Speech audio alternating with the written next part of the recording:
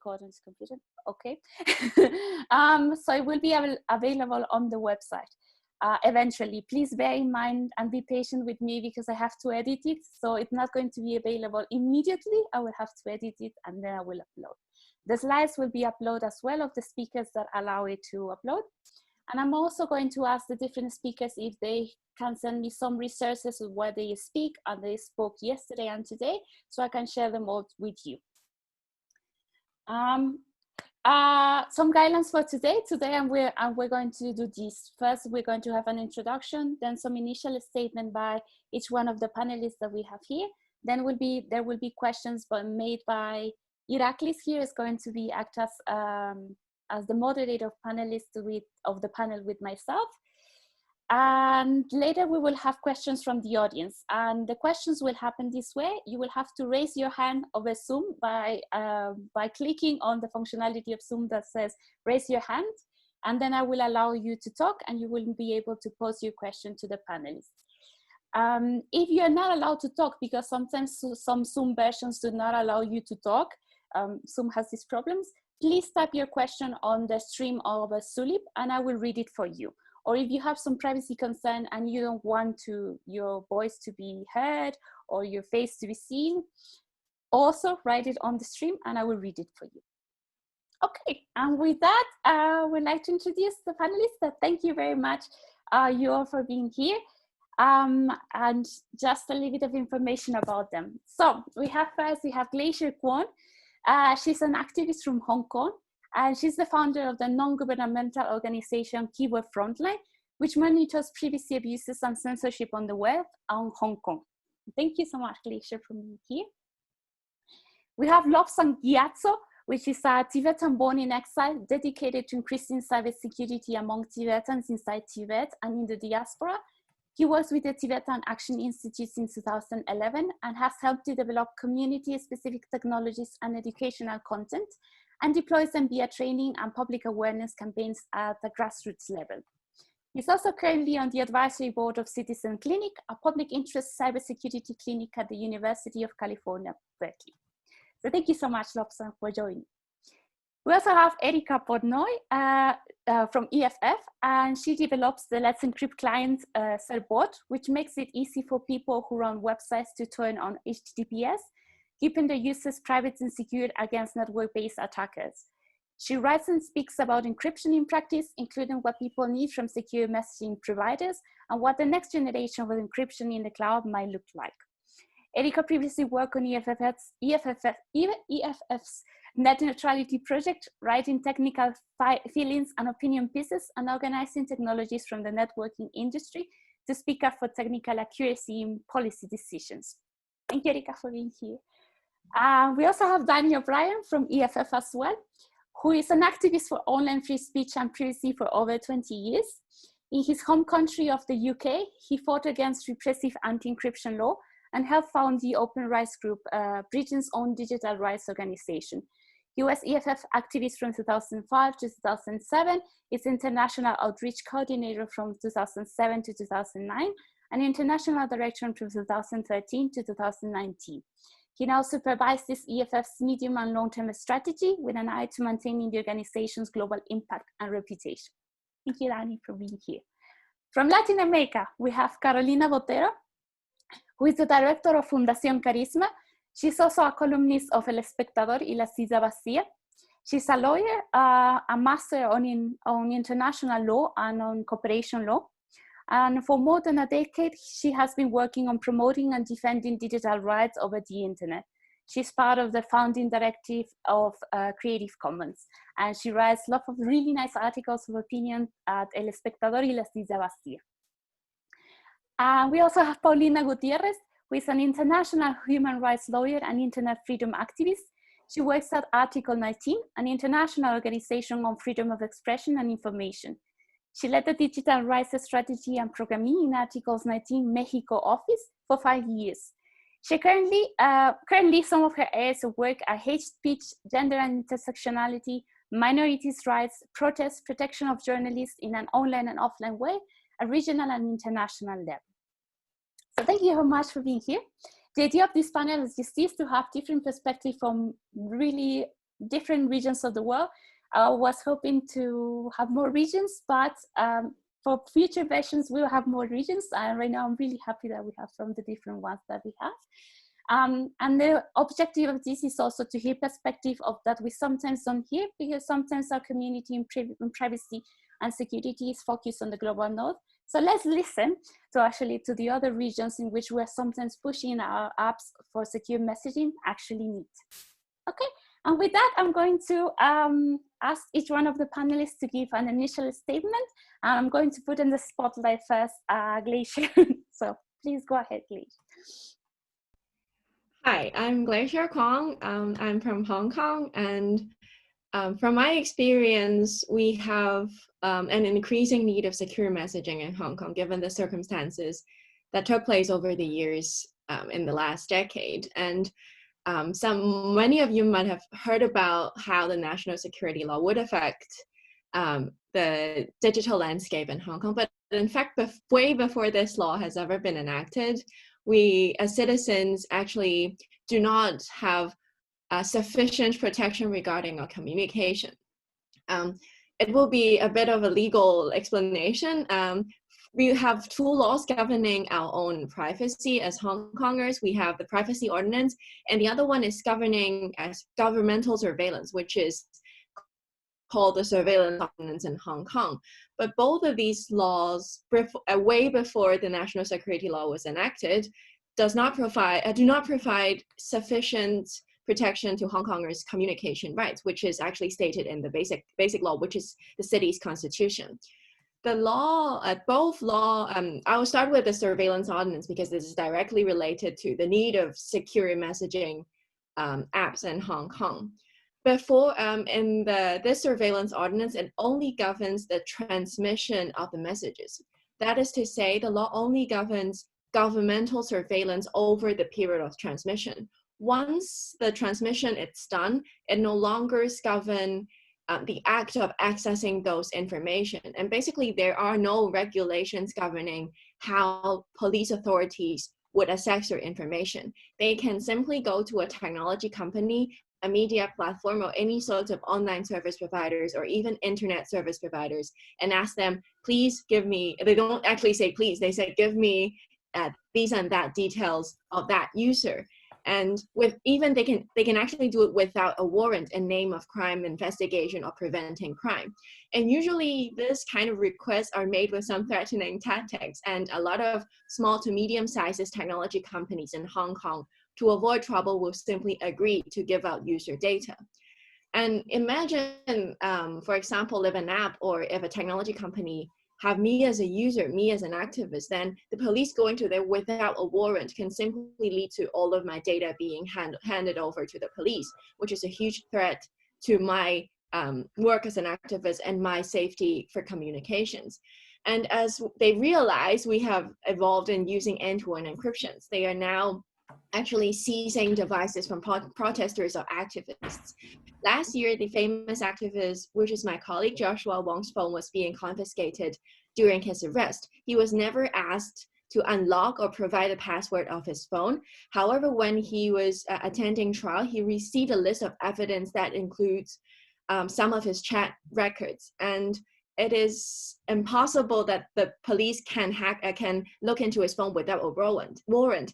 Turns out the police actually asked for a warrant to cover the whole police headquarters. So any devices that is being confiscated and stored inside the police headquarters can be accessed by the police in that way, which is crazy and unacceptable, but this is actually happening in Hong Kong.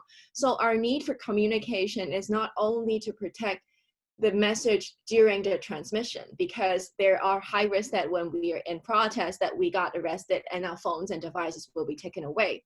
And under this newly established national security law, police can actually enter premises or confiscate devices without a warrant. They can simply do it having the chief executive or the police commissioner's approval, which is making things worse.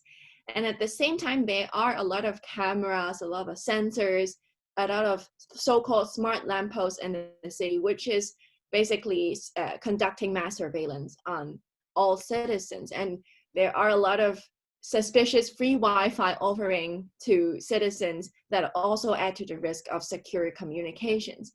And from my point of view, I think the solution to one being the surveillance ordinance or the privacy ordinance does not govern this kind of infringement to our rights to private communication, and the national security law basically allowing the government and the police to do whatever they want with our communications, because the law simply said it prevails over all local laws. So the little protection that the surveillance ordinance or the privacy ordinance initially is actually gone at this point, because they can use the name of the national security law to look into all of our communications. So in my point of view, first of all, the solution would be we need something that is decentralized. For example, we cannot only rely on Google or Apple, because all of these companies have said that they will so-called look into the laws, but they will, I think, eventually abide by the laws, and they will comply to all these kind of data requests, and they will give out user data to the government, which is very dangerous, because I myself is using a MacBook and I'm using an iPhone, and these things will lead to a lot of trouble for me if my data were ever given out to them. And at the same time, if we rely on one company or a few companies too much, then once these kind of data requests are made, then we are all screwed. And that's why I think we need decentralization in terms of the service that we use, but not aware of, as activists, we are not very aware of how many options are there that are safe. We somehow lack the technical literacy to understand something which is maybe open source, but we don't have the ability to examine the code and understand if it's safe or is there any backdoor. So this is something that we're really struggling. And at the same time, I think promoting for a business model change in tech companies are also very important, because as long as they don't have data to give out, for example, Signal have said they don't care about if the national security law applies to them or not, because they don't have any user data to offer to the police. This is actually very important, but judging by how Facebook and Google are reacting, it is impossible for them to change their business model. They still believe that the more the data, the merrier it is for them, because they rely so much on personal data to add revenue, which is a problem somehow in this day and age for me as a Hong Kong activist. And I think it is also very important that we have better data protection principles, knowing that what can we do with our data and what can we not do with our data, so as to govern the collection of personal data by these tech companies. But I think at this point, the last two things is not going to really likely to happen. So it's up to ourselves to defend our own private communication. So I feel like more promotion on open source platform, open source app that tells us that enable us to check ourselves if it's safe, and more decentralization in terms of the services that we have. And I do hope that somehow I can find a solution for the access of information on our devices when our devices are confiscated. I know that we can always enable self-destruction mechanisms, but that's somehow very, very torturing in a way, because for example, for me and my boyfriend are both activists, and we text via Signal, and it's painful to have to delete every single message that we send. There are always some little things that you talk with your family, you talk with your loved one that you want to keep. And this is always a struggle, because the more you keep, the more dangerous you are when you got arrested and your devices are being seized. And this is something I don't have a solution to, but I look forward to maybe find a bit of insight on how can we deal with these kind of very delicate issues that are related to trust, related to on the user end and on the developers end as well. Yes. And one more thing is, I think as developers, as users, we have the responsibility to push for hosting service, for example, Apple App Store or the Google Play Store, to not censor the apps. For example, VPN apps are not available in the China market, and there are apps about the Hong Kong protests that report the location of protests that are being taken down by Apple and then back on again. And these things actually shows that they have too much power to control whatever technology we have access to, and this is very dangerous. And I think Lobsang may have more to share on this regard, but this is the things that I observe as an activist, and I hope to be able to hear from you about these topics during the discussion. Thank you very much. Thank you so much for that, Glacier. And I agree very deeply with everything you said. Especially this problem that sometimes we have to delete our messages, even though they mean a lot to our heart, that should be a good solution for them. Because it happens as well in my partner relationship that I have to delete them, but I would like to keep them, but there's no other option that I have. So that's a really idea that we should think about. So thank you for that, Glacier. Now I'm going to put on the spotlight Lobsang. So please go ahead, Lobsang. Sure. Thanks, Sophia. Can you hear me? Okay, great. So yeah, I just want to thank Sophia for having me on the panel and for the summit. And it was great to hear from a lot of researchers yesterday about different kind of methods in terms of what everyone's thinking about and kind of trying to change what secure messaging means for the future. So I think that was really interesting. Some of the talks were really interesting in terms of that regard. So I wanted to just give a bit of a context in terms of communication in the Tibetan context. So up till about 2011, a lot of the communication that used to happen between the Tibetans inside Tibet or the diaspora community with the Tibetans inside Tibet were mostly through phone calls. And that was heavily monitored and censored at the same time. So there wasn't a lot of communication because people really didn't speak about what was happening. So for example, it might take a year or two sometimes to actually hear about a protest that might have happened in Tibet. So that used to be the case for pretty much before kind of the advent of internet, I guess, and kind of where internet actually spread. So around 2011, Wechat came into existence, right? And I think most of you are aware of Wechat and how much of a hold it has, especially in the Tibetan and the Chinese market. So almost everyone has that on their phone, and it's probably their default. We can probably call it the phone itself. You probably might just be using Wechat for everything. You don't even realize that you need any other app on your phone. So that is something that happened around 2011. But the thing about that was also, in some ways, it actually allowed a lot of communication to happen. So it was the first time that I actually knew what was happening inside Tibet. And that was in a sense, I'm not talking about the political aspect, but culturally, socially, what are the new music? What are the new books? What are the new poems that are coming out? What's happening in this area inside Tibet? And for Tibetans inside Tibet, it was the same thing. They could hear more about what is happening in other parts of Tibet, which were not political, but on a social and a cultural context. So that was, I think, a really important part of how Wechat actually kind of made sure that communication was happening across the whole spectrum of people inside Tibet and in exile as well. But then came the case of censorship started happening more. People started getting arrested. We did a quick research a few months ago where we actually just looked at some English language news sites. And from 2014 to 2019, there were about 29 Tibetans detained or arrested for sharing information on Wechat. That could have been sharing a photo of His Holiness the Dalai Lama, sharing the Tibetan flag, or something along those lines. So that was just a number that we only looked at the English language news sites. But if you consider the Tibetan sites and others that weren't even reported, I think the number is much higher. So yeah, so I wanted to kind of give the kind of what everyone's using right now. And then into the context of and that actually led to a lot of issues in terms of self-censorship.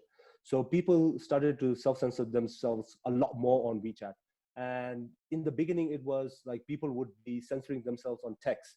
However, in the last 1 or 2 years, as most of you know about iFly Tech, and it has progressed to such a level that I think it is now able to do Tibetan voice to text transcription, and that too in real time in some cases.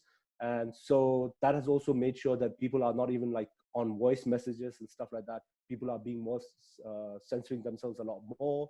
And in the time of COVID-19, that's also a big thing because people can't really talk about coronavirus sometimes because some of the phrases are censored. And then there's also the fear that you shouldn't spread any disinformation or misinformation of coronavirus. But people don't know what is the misinformation. So I think there's the fear of actually sharing anything about it. So, and I think there was a friend of mine who's actually talking about her friend who actually weren't able to talk to her parents inside Tibet. And in a sense, like they couldn't ask each other about what's the situation with coronavirus because they didn't want to use the phrase. So there are certain things that happens, especially with regards to that. So I think that comes to the face of like, as an organization, we've always talked about like end-to-end encryption, secure messaging as a way to move forward and how people can communicate more on that. And we have a couple of issues with that regard, and I wanted to talk about a few of them. One, I think Glacier really mentioned that, already mentioned that, which is the availability. Because Apple App Store basically, like, I think the only thing that is available right now in Tibet or China is WhatsApp and Signal. And WhatsApp doesn't really work. Even though it says available, you can't really set it up. Signal works to an extent, which is, I really don't understand why Signal works and how it's still available. And I haven't really figured out why, because like every other messaging app is actually not available. So if you look at Wire, Line, Element, or Kakao, Viber, any other messaging app is not available in the Chinese Apple App Store. But right now, Signal and WhatsApp is. And so that's an issue of where you don't really have the choice. And on the Android side, the problem is too diverse. And most of these Android app stores, people that use are based on the local mobile companies. So whether it's Oppo, all these different Huawei, or different companies, and they have their own app stores, right? And generally, like a lot of the apps are not available. And then there was a paper that was done, I think there was a research that was done in 2018, which was basically about, I think the research was on Android. It was Beyond Google Play, a large-scale comparative study of Chinese Android app markets. And they actually found that about 10% of the apps were repackaged apps. So constrained of malware or like adware, spyware, something along those lines. And in some of the stores, 1 in 4 was actually repackaged. So that was an issue. And this was something that I actually saw personally as well, because like, I think it was a couple of years ago when I actually had to share an APK of Kakao, which somebody wanted inside Tibet. And I shared that, and somebody actually took my email and repurposed it and started sending a repurposed Kakao APK and started sending it around to a lot of other people as well. So I think that the issue is like, how can we make it reliable? And even if it's an APK, how can we make sure that it is trusted? So that's one of the challenges. This is like, I don't really have a lot of information on this, but there's something about the device security. A lot of the phones that are in China and in Tibet are different from what we see in the global, like in the global north or globally. So if it's a Chinese made phone, how can you trust the device? Even though you can talk about like how the secure messaging app works really well, but if the device is already compromised, so generally when we talk about malware, I'm not even talking about malware, but if the device already has some backdoor, not backdoor, but some kind of access to the company itself, how can we trust the secure messaging? Is there a way to protect the messaging, even if there is some issues with the device? And that is one issue in terms of like, I think both iPhone as well as Android, because even though iPhone talks about how what do you call it, like iMessage and FaceTime is end-to-end encrypted, but China doesn't really allow end-to-end encrypted. So I don't know what the answer is, but how does that work? I think there's a question there, and like it would be interesting to see if there's any research on that, and if there are other people on the panelists or on the participant side who might actually have more information. That would be very helpful. One other issue was I want to talk about was the phone number stuff. Is the fact that a lot of the best secure messaging apps, so I mean like the one that people use in terms of like somewhat secure, like WhatsApp or like better like Signal, has to depend on phone. And there's the fact that like with phone numbers, it's also easy to use, but at the same time, there is a serious issue, especially if the telecom industry is something that you cannot trust.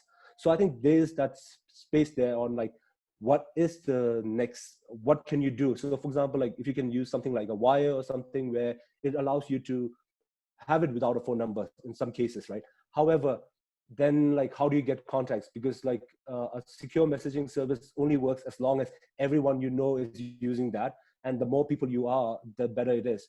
And then sometimes you have an app that's secure, but it's only like 101. And the last one that I wanted to mention was what Glacier already mentioned, is the physical aspect of it, where it's something that's happening in Hong Kong, and this is something that's been happening inside Tibet and as well as China for a very long time, where it doesn't really matter how secure the apps or the phone is. you can basically be asked on any check post to basically open up your phone and show everything. So how do you deal with that? And yeah, and like Glacier mentioned about the fact that like on Apple and like complicity of that. I just wanted to share this news is in the sense like Glacier was with us and we had some campaigns against Apple in terms of like trying to get them a freedom of expression. And we just like a few days ago, at least now they have a human rights policy. It's not a great policy, but at least they have a policy. And I think so at least it's a good first step. I just wanted to share that news. Thank you so much. Thank you so much, Lobsang, for that really interesting discussion. Started.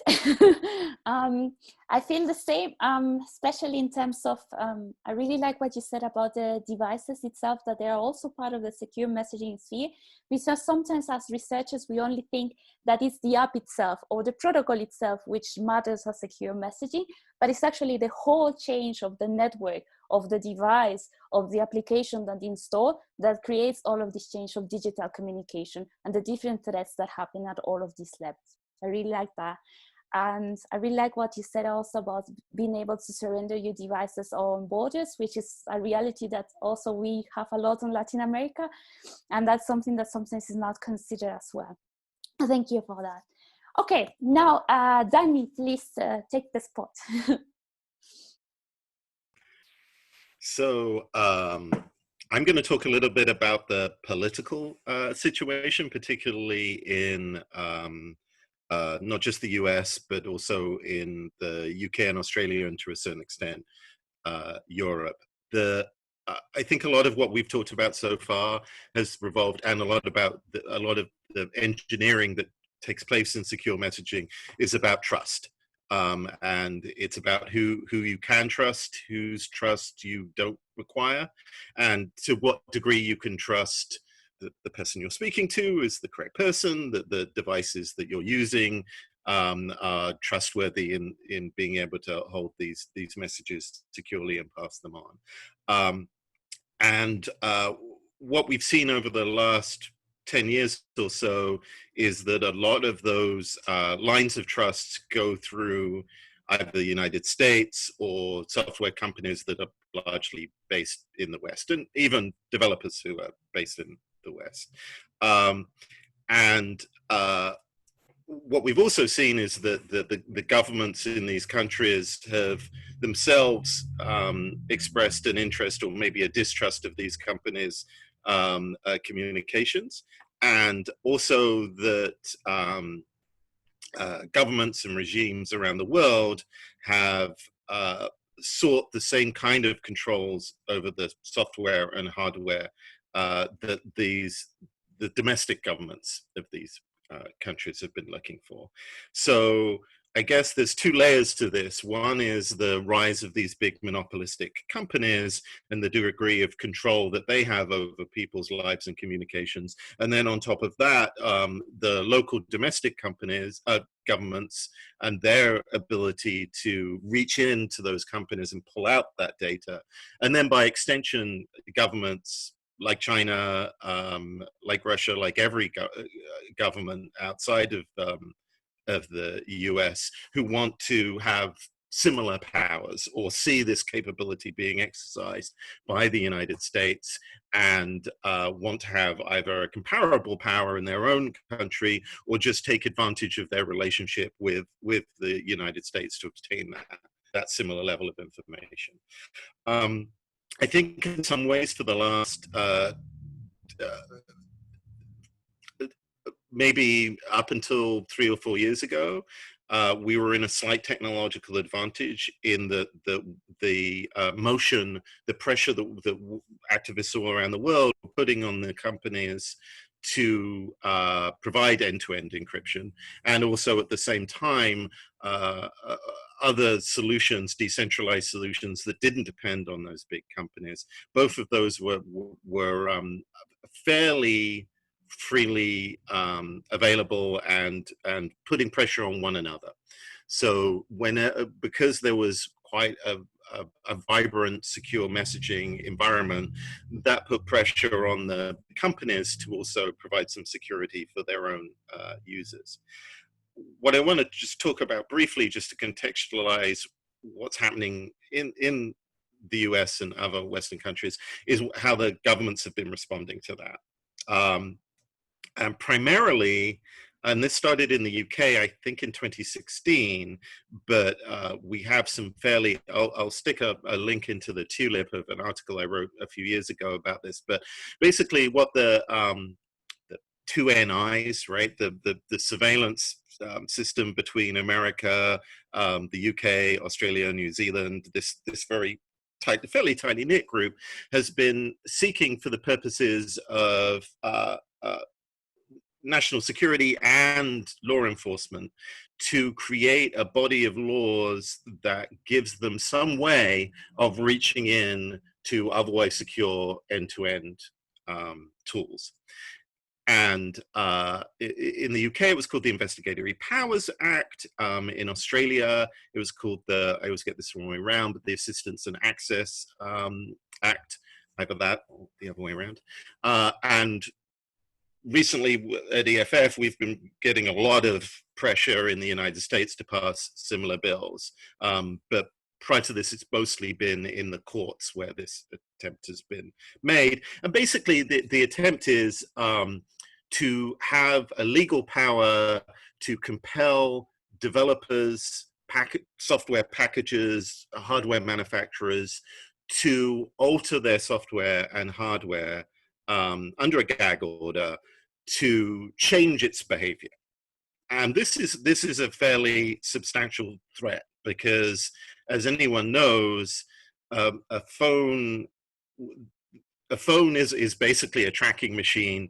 It just happens to not have the same, well, maybe it does have the same software, but like if you pull out that software and rewrite it, you can turn it into something that is working against the user and can track them wherever they are and continue to track their communication. So many people have mentioned the security of the devices. And so this attacks both at that level and also at the level of how much trust you can place in your software. So a few people, Lobsang, I think, mentioned this, and I think it was implicit in what Glacier was saying, that people's trust of their devices influences what they feel that themselves capable of doing, particularly when they're in some form of danger. So there's this double whammy of the potential threat of these laws actually changing the nature of the devices and software underneath us. And also the already happening effect of people having less trust in those devices because they don't know, because there might be a secret gag order on this software. So I'll wrap up now, but I guess what this means both as developers and as activists is to sort of better understand this chain of trust that we're depending on, but also to create tools that allow us to convey how much trust the end user should have in our software. So again, we talked about like the problem of software downloaded from app stores. App stores are absolutely the place where the Investigatory Powers Act and the Access and Assistance Act were designed to work, right? They're a place where you can serve an order and change that software even as it goes through the packaging system. And outside these app stores, there's kind of this wilderness of untrustworthy apps because you don't know the passage. So I think as developers, we sort of have to think about, can we do deterministic builds? Can we make some kind of insurance? And also, can we guarantee that everyone gets the same piece of software? I'll wrap up now, but that was my bit. Thank you, Danny, so much for that. Everybody has mentioned this, and we will touch upon a little bit later about the monopoly of apps. And especially, it's not only about the apps that are given, but sometimes about the technology itself. And many African countries, certain companies from the US give devices for free, internet for free, applications for free. Here in Latin America, it's really interesting to start a debate of what actually means. Why is that useful for the business model that they are giving freely these applications and devices and technology to certain countries? Okay, but with that, thank you so much, Danny. You go ahead, Erika, now.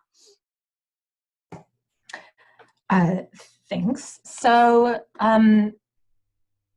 okay, so Danny was talking a bit about the larger landscape of things, but here in the US, one of the discussions that we've been having lately, for some reason, is about child sexual abuse materials, or CSAM, which is kind of a weird, specific, narrow topic to be focusing on.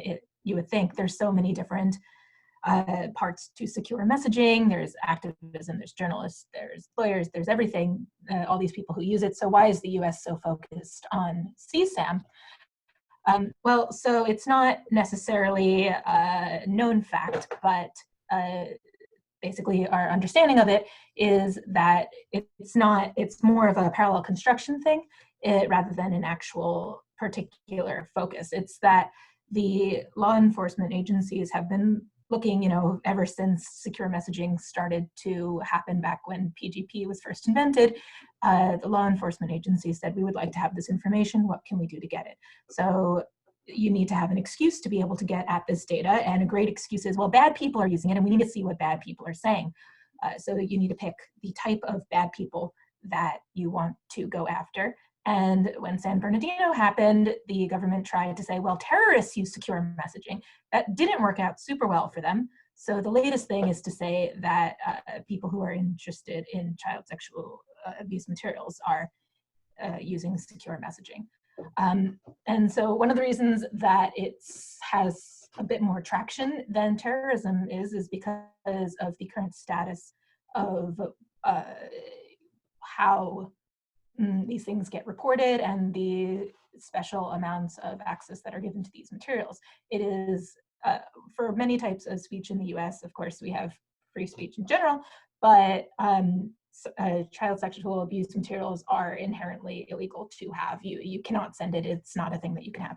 And so there's this organization called NCMEC, the National Center for Missing and Exploited Children, which is an NGO which has a close relationship to the government. And so when secure messaging providers get reports that there's CSAM on their services, they forward that information to NCMEC rather than sending it directly to the law enforcement agencies who will be looking to investigate these cases. So this situation that we're in right now is that NCMEC is getting tons of automated reports. They publish their own numbers, but I'm not going to cite them here because we don't have enough information for me personally to be comfortable saying what they actually mean, which is actually one of the inherent problems. You get the number of reports is what they say, but what is a report? Is that, the number of pings to a server? Is it the number of images, and how actual are these images? There you have, so one of the ways that they try to automatically determine what is CSAM and what is not CSAM is by using basically an image comparison algorithm. So it takes an image that is known to be CSAM and it takes the image that someone is trying to send, and the algorithm says, are these two the same image or are they different images? They claim that there is a very low false positive rate, but at the end of the day, the database of images that you're comparing against is what's going to be determining that in the first place. So a classic example is to have cartoons, like literal just drawings of people that obviously did not involve any real children being harmed because they're just pencil sketches, for example. If that gets into the database, is this going to be a real hit or is this going to be a fake hit? So anyway, we're not really listening to NCMEC's numbers here, but NCMEC does have a lot of power and influence in the space. And one of the ways that they like to hold on to that power is by saying how many reports that they get. So they're particularly invested in being able to get large numbers of pings to their servers and reports by companies. So when companies that make messaging services in the US start to encrypt their communications, NCMEC is going to be getting fewer of those reports in the first place, and they'll feel like they're doing less, even though at the end of the day, does it actually matter how many of these reports turn into actual arrests and stopping the actual problem? That doesn't matter, it's just a numbers game there. And NCMEC is, of course, particularly invested in keeping those numbers high so they can feel like they're doing something whether or not they actually are. So this turns into a bit of a challenge, like I was saying, when people claim that they're going to start encrypting things. And a lot of the recent discussions and legislative attempts were sparked by Facebook claiming that, so WhatsApp has already been encrypted. It's been end-to-end encrypted for years. It uses the Signal protocol. It keeps slightly more information than Signal does, but it doesn't actually have access to the message contents, which is pretty good. It's not going to get you everything that you get from Signal. It's not, for example, it's not going to have as strong of a disappearing messages prompt in the UX, and it's not going to get rid of as much of the metadata, but it is still going to be encrypted. But Facebook Messenger, which is Facebook's other messaging product, is not currently encrypted, although they do have an encrypted version, but it's kind of hidden. Not many people use it. It's very hard to find and to use.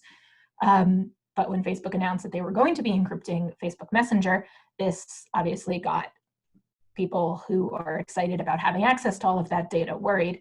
And this led to a series of discussions and then the legislative attempts that we've seen, including the EARN-IT Act, which is the Eliminating Abuse and Rampant Neglect of Interactive Technologies Act, and LADA, which is the Lawful Access to Encrypted Data Act, which neither of them are anywhere where we want them to be, but both of them had the idea in mind, okay, we need to do something to be able to, we must do something, of course, to make sure that we continue our access to this information. So these two acts are a bit different from each other. The LADA Act is a bit more of a heavy hammer. It's saying, nope, we just need access to it. Encryption, you can't do that if we, without us being able to access it. Whereas the EARN-IT Act is a bit more subtle and it takes a more circuitous route to get at this information, but it's still, at the end of the day, is something that can really threaten encryption. And specifically, even though there was an amendment added that says encryption is not something that we're going to force you, it tries to say we're not going to force you to get rid of encryption, it completely does not address at all the issue of client-side scanning, which has been a big topic, especially lately. So the idea of client-side scanning is that previously, when all these messages were sent to the server, you could very easily run it against your database of bad images. And of course, these algorithms don't know what a bad image is. They just compare image A to image B. You could put CSAM in there. You could put misinformation images in there. You could put literally anything you want. Once you've built this, it's very easy to censor any type of data that you're interested in. But anyway, so that would be server-side scanning. But if messages are encrypted, the server won't have access to these images. So the idea is to shift this comparison onto the mobile devices or onto any endpoint that is going to be sending or receiving the messages in the first place. And there you get the client-side scanning. But unfortunately, it's not actually a good solution because client-side scanning breaks the promises of encryption in the first place. It's basically just another venue for the provider to gain access to the contents of the messages. Whether or not every single message goes through, whether or not they'll be able to get access to every message, they will have access to any message, which is just as bad at the end of the day. And there's technical issues with this as well. Depending on how you implement it, it may or may not end up giving you more information about the images that people are sending based on access patterns, and if you put the entire database locally, and if you're using appropriate amounts of multi-party encryption, right? So, and anything that would be secure enough is not going to be a practical implementation because we're not quite there cryptographically yet in terms of what we need for efficiency. So there's really not actually a good way to implement this, but it's such a tempting idea.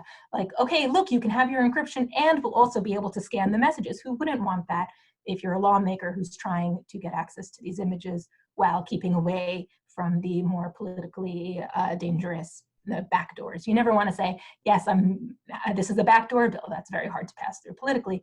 But if you say, oh, it's still encrypted, we're just going to be able to not have CSAM on the devices, that's a little easier to get through. But it's still not a good solution at the end of the day. So that's where we currently are in terms of fighting against this. And there's other approaches that people have tried to take, but they don't necessarily give as direct access to the images. Like if you want to stop if you actually wanted to stop CSAM, what you would do is you would talk to the experts in the field and the sociologists here and talk about how these things are spread and what are the actual ways that people gain access to these materials in the first place. What do the networks look like of the people who are spreading it, and how do you infiltrate and stop those networks? What that does not look like is scanning every message that's sent across every secure messaging platform. So it's really pretty transparently just a way to get at the contents of these messages. And of course, you know, we want to keep things encrypted and also have all of the other features that we want. So that's currently where we are in terms of trying to just stop this next venue of gaining access to encrypted messages. Thank you so much, Elka, for this.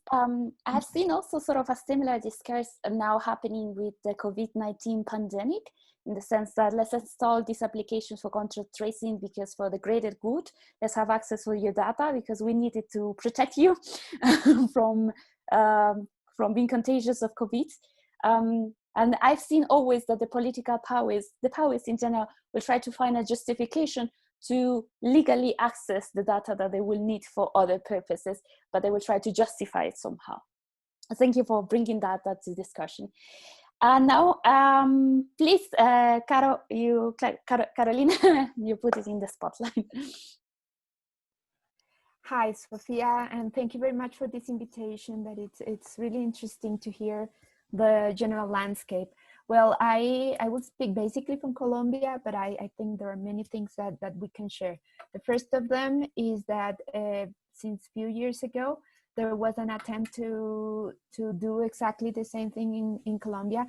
The general inspector advised that we could not continue to tolerate the crimes that goes through the instant messaging. Therefore, there will be a law that will allow the disencryption of the messages for law enforcement. This has been, I've heard it from several countries, but the main problem of these affirmations, let's say, is that it does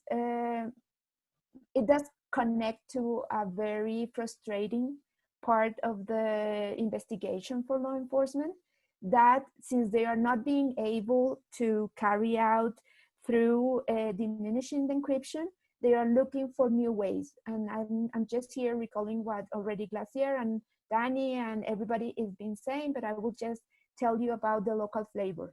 So how does this local flavor looks like? We have data retention for a few years now in Colombia, described in the intelligence law and in the criminal law, and it's of 5 years, which I think it's really big in the world. And on top of it, the fact that it is very, it is not really certain what are the data that you could ask for. So at the end, it leaves in the hands of the companies the possibility of deciding what are they retaining or not. Apart from that, if we also think on messaging, I will come back on other ways of doing it, but I just remember the first things I wanted to talk to you about, because I've not heard it in this round of conversation, is how WhatsApp is used in Colombia, and I believe in many other countries in the region. The point is WhatsApp in Latin America is basically, you could basically look at it more as a social network than as an instant messaging in many ways of uses. So it is of course an instant message, but the way that people is using it recalls you the use of social media. Big WhatsApp groups, it is, if you look into the statistics of many countries, WhatsApp is the place where people go for news, understands things that are happening. They rely for businesses. They have all what you think you do in social network is being done in WhatsApp. Why is it? I would say, first of all, because in Latin America, in most of the countries of Latin America, WhatsApp is 0 rated. This means that it does not affect the data plan of the person who buys the plan. You have to think that most of the users in Latin America are prepaid users. So they really need to buy bit by bit their access to the internet. So if you're buying with $2 your access for 2 weeks, if your instant messaging and social network possibilities can be free, you will do it that way. This has meant that you have a big monopoly. So most of the people in Latin America will rely on WhatsApp as the communication media.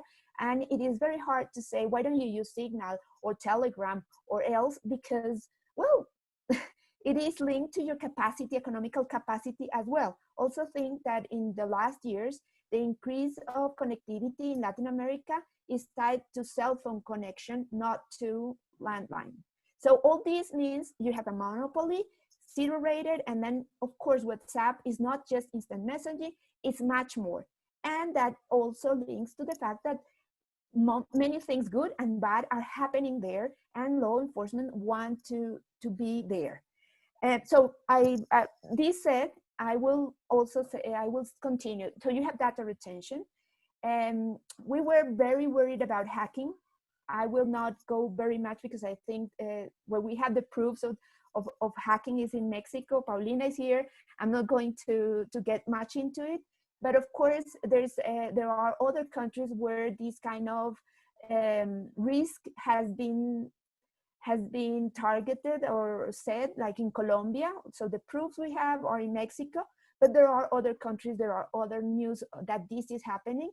And now we have, for the first time in Colombia, draft law in the Congress that will legalize the hacking by the state for criminal investigation. And I think it's interesting, to say the least, because we've been trying to discuss hacking. We believe that it's happening in Colombia. We think there are news, there have been even there has been contractual processes to buy hacking tools by the state, but still we do not have a legal frame. So nobody knows why and what and whatever. I believe it's good it's now in something in the law, because there's a draft law, because now at least we will be able to discuss. But I would say that the thing that is happening the most in Latin America is what we are calling cyber patrol. This is happening in Argentina, and it has different flavors. It's also happening in Colombia and in other countries. I will focus, because I know better, in Colombia. One of the things that the law accepts since 2014, I believe, in Colombia is that you can do a spectrum monitoring. Nobody knows what that is, but it's there. You can the law enforcement and intelligence can monitor the spectrum. And since nobody knows really what it is, they do anything. And it is interesting how in the last months, this has become a major issue. In December or January this year, there was a big scandal in the news because the intelligence of the army had what we call the secret files of journalists, some of them from the US, politicians, opposition politicians, human rights defenders, and social leaders. And the files were completely profiles from social networks and public internet. And this became a scandal. But then only 1 month ago, the police was on a contractual engagement to buy a monitoring platform. But the platform was not just to monitor the public space in the internet, but also to create bots and to create fake accounts. And among these things, what they wanted to build capacity inside the police, I mean the law enforcement, is to have a capacity to infiltrate public groups in Telegram. That was very specific, which is interesting too. And of course, if you build this capacity, you will be able to do much more. But again, this raised a lot. It's the first time that it raised so much questions that the ombudsman came and said, wait a minute. What are your legal faculties? What are you trying to do? They asked some questions, and again, it get into the public discussion. What do you think you do when you do monitoring? Is it individualizing people monitoring? if you actually do bots, if you start acting in the, even in public spaces, are you monitoring? What are your purpose? For what? So many questions raised, and I think this is interesting. There's also a discussion in Argentina, but in Argentina without any prior faculties as there are in Colombia. So the discussion is in a different level, and it's more towards fake news. Where can the police patrol the internet seeking for fake news and applying the law in the internet on fake news? Whereas in Colombia, it has a different flavor. So I would say we have, but it's interesting how now all this is emerging. So I'm trying to see, I would also say something that I forgot, which is that because WhatsApp has such a big penetration in places like Colombia, it is also a place of threat. So through WhatsApp, I'm closing with this. Through WhatsApp, the people that is vulnerable populations, people in under threat in Colombia, which you know because of our history, we've been in a civil war for over decades now. In the past, when somebody was in danger by an armed group, whether state or not, they would receive, I don't know how you call it in English, in Spanish we call it sufragio. You know, it's this thing that people send when somebody dies to wish you well, to say, I'm really sorry because of one had died. So they will send that to you. For instance, if I was under threat, they will send a sufragio under my name. So just telling you, you're dead. You don't know, but you're dead. It's a threat. Well, this kind of threat had moved from this physical thing of a sufragio to WhatsApp. People will receive the note on WhatsApp. And it's that is really, well, it's people do feel fear for that. Whereas on the other side, which I will close here because again, I think this happens in Colombia, but the proofs are in Mexico. The other thing is, of course, is the main target of why most of the times when people want to hack the cell phone of people like journalists and human rights defenders, so they are going after the WhatsApp. But because law enforcement can know, that's what they understand, they cannot break the encryption, then they need to hack the device. But once they hack the device, of course, they will have much more than just the WhatsApp. They will have access to everything under control by the cell phone. So I think this is where I will be finishing. Thank you very much. Thank you very much for that, Caro. Sufragio creo que es condolencias, so I think condolences maybe. Yeah, condolences maybe. And it's really true, I've seen this in several Latin American regions, that WhatsApp is mainly used as a social media, because also the boundaries between what is social media, what is communication, chat communication, what is, the different things that we used to have boundaries in the past, they are not anymore, because all of these companies are trying to have them all, so they sort of have more of information of what you actually do and the kind of data that you share. So thank you for bringing that, Caro. And lastly but not least, Paulina, please talk a little bit about the experiences in Mexico. Thank you very much, Sophia. And I'm very happy to be here with all of you sharing your experiences from the ground and from your different advocacy initiatives. So yeah, I will try to cover two things. One, using some examples of how the development of technology, when it's focused on the technology rather than on the users, it can have very serious implications for users, particularly in the context of Latin America. And the second one is connected with the surveillance cases that Caro mentioned, that I will talk about, like the political and legal dimensions of that cases.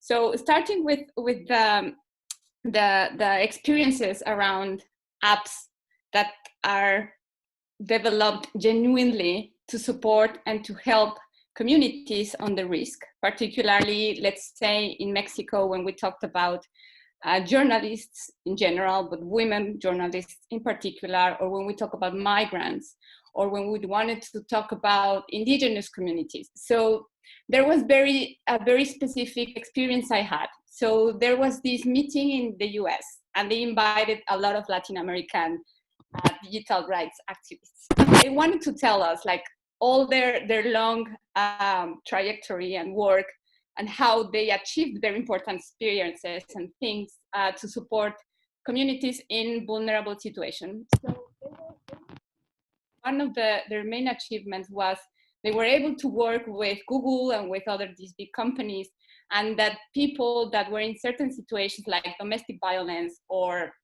homelessness, they could just easily type any word in Google and it will immediately appear some information, right? So if you could put where a shelter near me, or food for free, or helplines, violence at home, and things like that, they would immediately have that information, like lifeline information. But when I was listening to that experiences, I realized that we were talking about maybe similar problems, but in very different realities. Because I raised the question and I was asking them, okay, I'm sorry, I need to know if in the US, the people living in homelessness have access to a mobile, right? So they will be easily accessing to a shelter if they type the phrase in Google, right? Or are we talking about that they will permanently have internet? Because that's not the situation in Mexico, that's not the situation in Latin America. And what happened is that when I went back to Mexico, and definitely there were a lot of developers coming to us and providing proposals like, look, we have panic buttons. We want to help journalists in Mexico. Look, we have this application that has been very successful for women that is sexually harassed in colleges, in high school. Look, we can help them. And the sad part of this is that I became the main obstacle for that.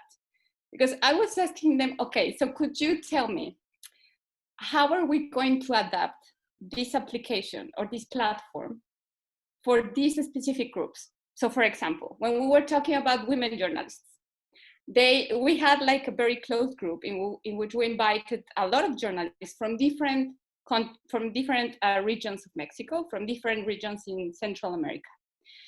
And when they were like presenting some of the features, what they could do with the app and how it helped other women in other countries from the global north mainly, they were saying, okay, but I don't have access to internet all the time. As Kari was saying is, okay, we had these prepaid schemes, and actually my media or my newsroom does not pay for my internet. I have to take it from my own money. And what about when I go to these more risky or dangerous areas that I want to cover, or a protest? I won't have access to anything that could connect me to my network and that will enable me to share my geolocation or etc. So that's the first time we decided that we were going to give it a try to something. Because when we wanted to test a first demo, the amount of people that was going to test it was reduced significantly. So again, this piece of technology was setting aside communities that were in the more risk and needed solutions. And it was not only the solution in the technology, but what we were actually able to do, and this is why I want to share this story, is that we decided it was an open source app. And what we decided to do is to create a complete different process for it.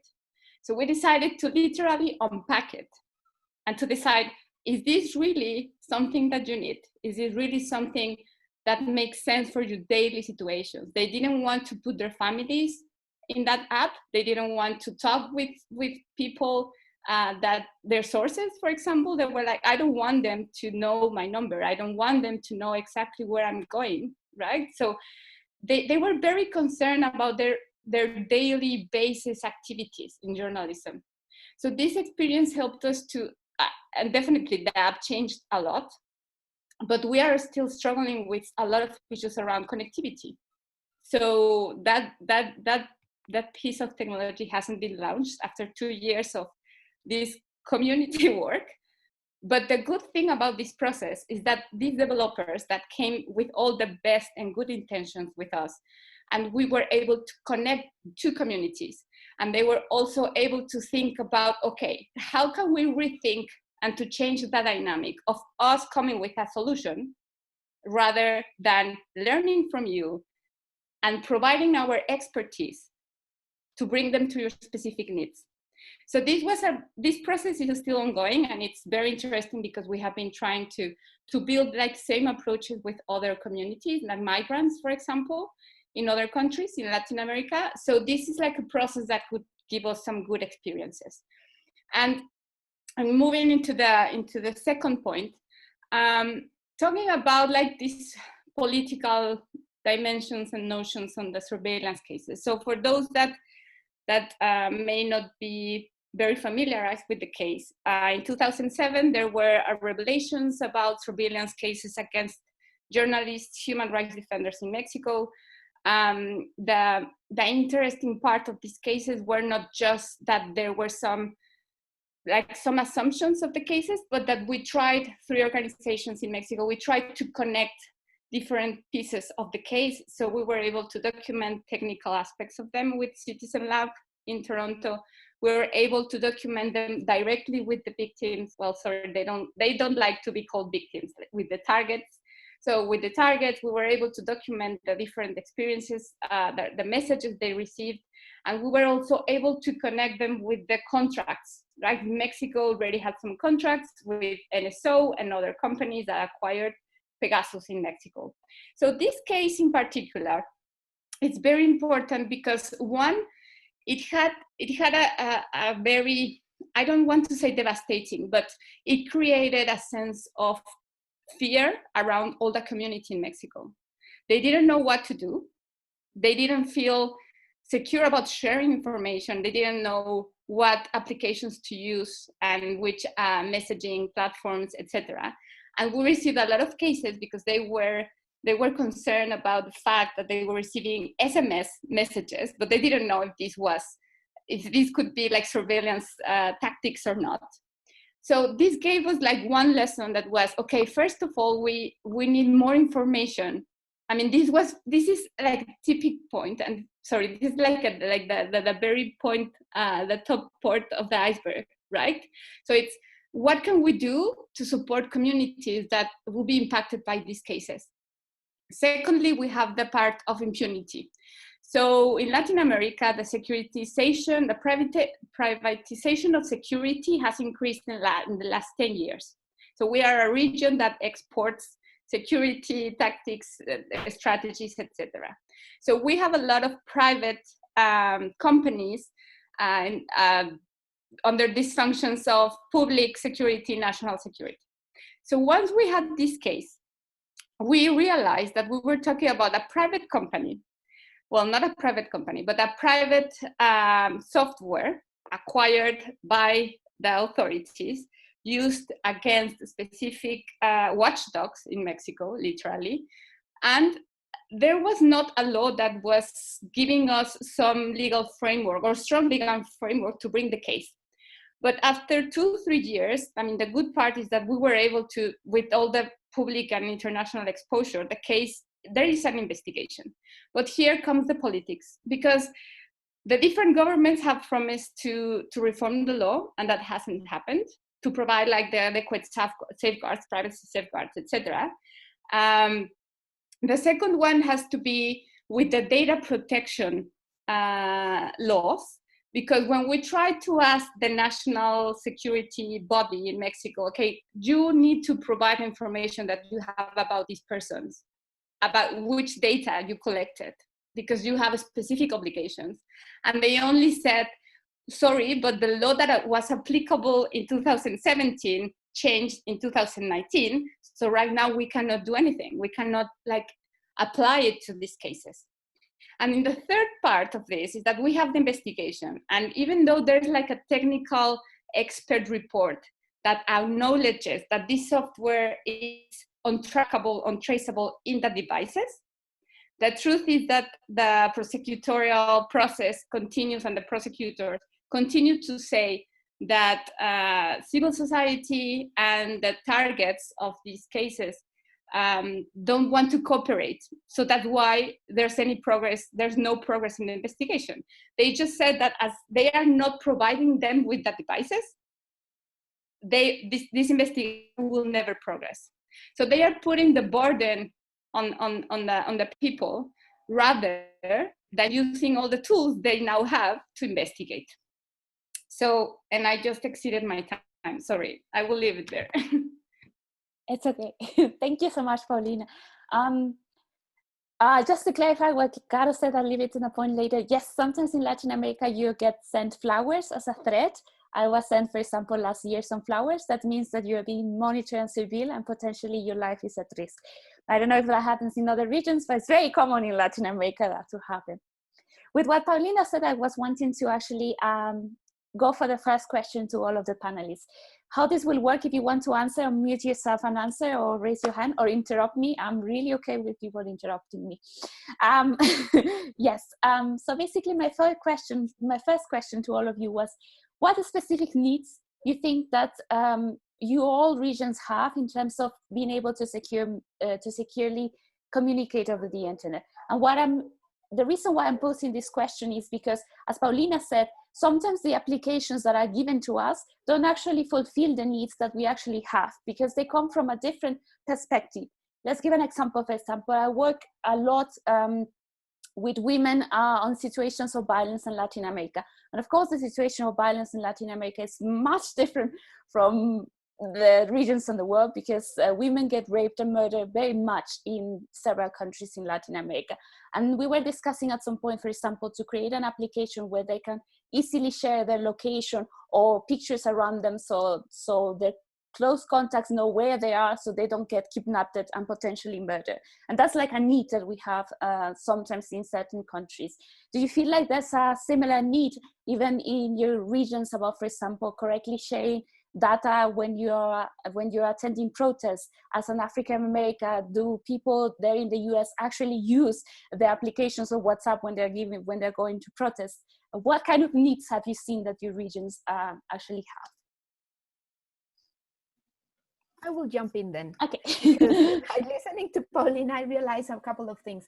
I think that the main problem is the inequalities, both in terms of money, of economical power, but also in terms of impunity of many things that we have in developing countries.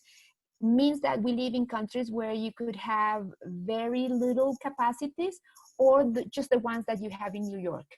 And that means that probably we need a lot of different solutions. But I would say that our main restriction would be connectivity, good connectivity, permanent connectivity, as Paulina was saying. Many years ago, I think it was 5 years ago, and now it looks really a long time ago, we tried to do an app as well for journalists, especially for women doing investigative work in Colombia. We worked with it for 2 years in Colombia. And we ended up leaving it because it's not just that you produce the app, is you have to maintain it, you have to keep it, and it has to be good enough to be secure. Otherwise, the couple of times we show it to digital security experts, of course, and very nicely, we were completely destroyed because it was not good enough.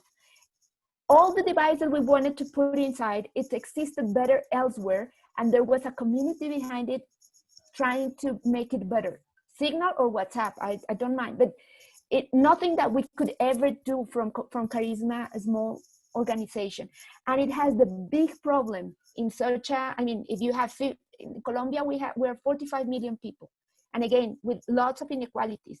So what's the market you are targeting? It will be a very narrow market for you to be able to keep it. And I think that is something we have to realize. And at least in Karisma, we prefer to think on the risk assessment and use what exists, the best option. But the first thing is to get the people to understand the risk you have and how, with what you have, you can deal with it. Just to close, we had also an experience last year working with social leaders in the countryside in Colombia, 50 women in different places, most of them threatened by guerrilla or paramilitaries. And the funder imposed us to use it was a tool-centered project. And we kept on telling them, no, you can't do a tool center. No, you have to. So we ended up using Wire, and we were like, okay, let's do it. But we did a parallel project, like trying to, because we knew it was not going to work. Of course it didn't work, because, I mean, you are a poor person. You are a social leader that has a lot of work, and also you work in the countryside, and you don't have internet. Barely sometimes. Even if I paid for you, the connection is not even good. That's also something that is very good with WhatsApp. It's very light, the messages you send, so they will arrive whenever there's some connection. Sometimes at 2 in the morning. So you send a message and you wait. It will go eventually, it will arrive eventually. It doesn't work the way it works for you in the city. It works differently for them, and they deal with it. So the main problem is they didn't use Wire. What did we end up doing? A protocol to use safely WhatsApp, because that's what they have. You know what was the main risk they were facing? They needed to go, when they wanted to send pictures or something that was weighty, they will go to the cafe in the town, and they will leave the account open. So the first risk you needed to teach them is how to use the cafe, internet cafe, properly to keep them safe. So I think a risk assessment is much better if you consider different layers of possibilities. And just to say one more thing, indigenous people, especially elderly indigenous people in Colombia, use SMS. So please do not rely on that the people are using the last and best of the technologies. Yes. Hi. Lobsang, go. Sorry. Yeah, Sophie, you want to say something? No, you go. Please go. Okay. Yeah, I just wanted to, I think that was an interesting thing about, like, so if you think about, like, I just wanted to kind of like go back into history in the sense, like, if you look at WhatsApp, right, which came out in 2009, it wasn't really adopted apart from the US, because it had a restriction when it first came out. Like, after a year, I think you had to pay $1 or something, which wasn't really applicable all around the world, because people didn't really have a credit card globally. So how do you pay for something like after a year? So I think that was also one of the challenges of, like, how it didn't really understand the global community that was working in at that point. I know that it had to monetize, right? And at the same time, I think I was talking about like availability, right, earlier. But if you look at like before 2017, like when the Chinese law wasn't as restrictive in terms of availability of apps, WeChat, we were training people in using others somewhat a bit more secure, like even though it may not be end-to-end encrypted, but it had some like TLS encryption. So we were trying to get other people to use it. But at that point, one of the main reasons why WeChat kept on working more was the fact that it was faster. It used less data. If you send a photo, it would like really make it smaller. And like WhatsApp, Viber, Kakao, any of that, none of them did that, because I think they weren't looking at that market as much. So the adoption rate didn't really pick up as much. So there was this, okay, is it more secure, but it doesn't work. And I think as Carolina and Paulina already mentioned about data access and stuff like that, even though I think it has changed in the last few years where there's better data, especially in Tibetan areas, but there is still an issue. So I think those are certain things that I think does make a difference in terms of whether you use a secure communication or whether you use something that's a bit more secure or something that works better. I think I'll have a bit of response to that. I think in my experience, we have tried to develop an app in Hong Kong to try to stop police brutality. That is an instant recording app that uploads to a cloud drive that it's outside of Hong Kong.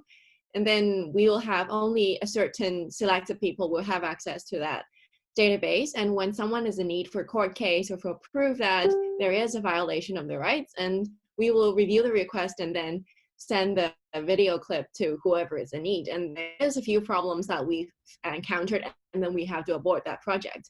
First of all, is not everyone has such a reliable or quick network that allows them to instantly stream a video to a cloud drive. The second thing is who is eligible to decide which requests to be approved. That is a huge problem in the political context in Hong Kong. And another thing is sending a video in a protest to one person may ended up hindering another person's case, because there is a lot of things that happens at the same time during a protest. For example, when someone's being beaten up, maybe someone is throwing a Molotov cocktail or doing some other illegal things in a protest, and how do we balance those things out? And then we in turn have to abort that project because we are unable to solve all three of these problems. And another thing that we encounter as activists is, as Lobsang has said, we are really reluctant to share our phone number. Usually when I was in Hong Kong and when I go to protest, I use a brand new phone with a brand new SIM card that does not associate with me. But I still don't feel comfortable enough to share my phone number with anyone, because even though when I'm using Signal that is end-to-end encrypted and we enable a self-destruct method within the group, I still don't feel comfortable have to give out that phone number, because it is I can still be traced when I'm using that other phone and that other SIM. And this is the problem that most of the frontline protesters are facing, because in Hong Kong, the protest happens when there are different small groups of protesters that they actually know each other in person, and then they form a group. But when it comes to the actual protest, they have to work with other groups that have similar structures. And for example, when you have to share your location, when you have to try to cooperate, like what do you do? This is very dangerous for them to use Telegram or WhatsApp, because they are not inherently end-to-end encrypted. And when you use Signal, you have to give out your phone number, and that makes it very difficult for them to think about a really safe way to do so. And this is the problem that we are facing as well. And I think after all, the main thing that we're facing is that there are too many things that the government can do. For example, if they seize our devices, then none of these measures that I have mentioned will work. For example, if they have seized my phone when I'm in a protest, then no matter if it's a real phone, my real phone or not, I'm still in trouble. And actually not everybody follow the same protocol as I do. For example, they use the same SIM card, the same phone for different SIM card, which completely defeat the purpose of trying to make yourself non-traceable in that sense. And this is, I don't actually think this is entirely a problem of secure messaging, because it is a problem of protocols, of training, of mindset, of digital literacy. And I don't think we can have one app to solve all the problems for everyone. This would be just a miracle for that to happen.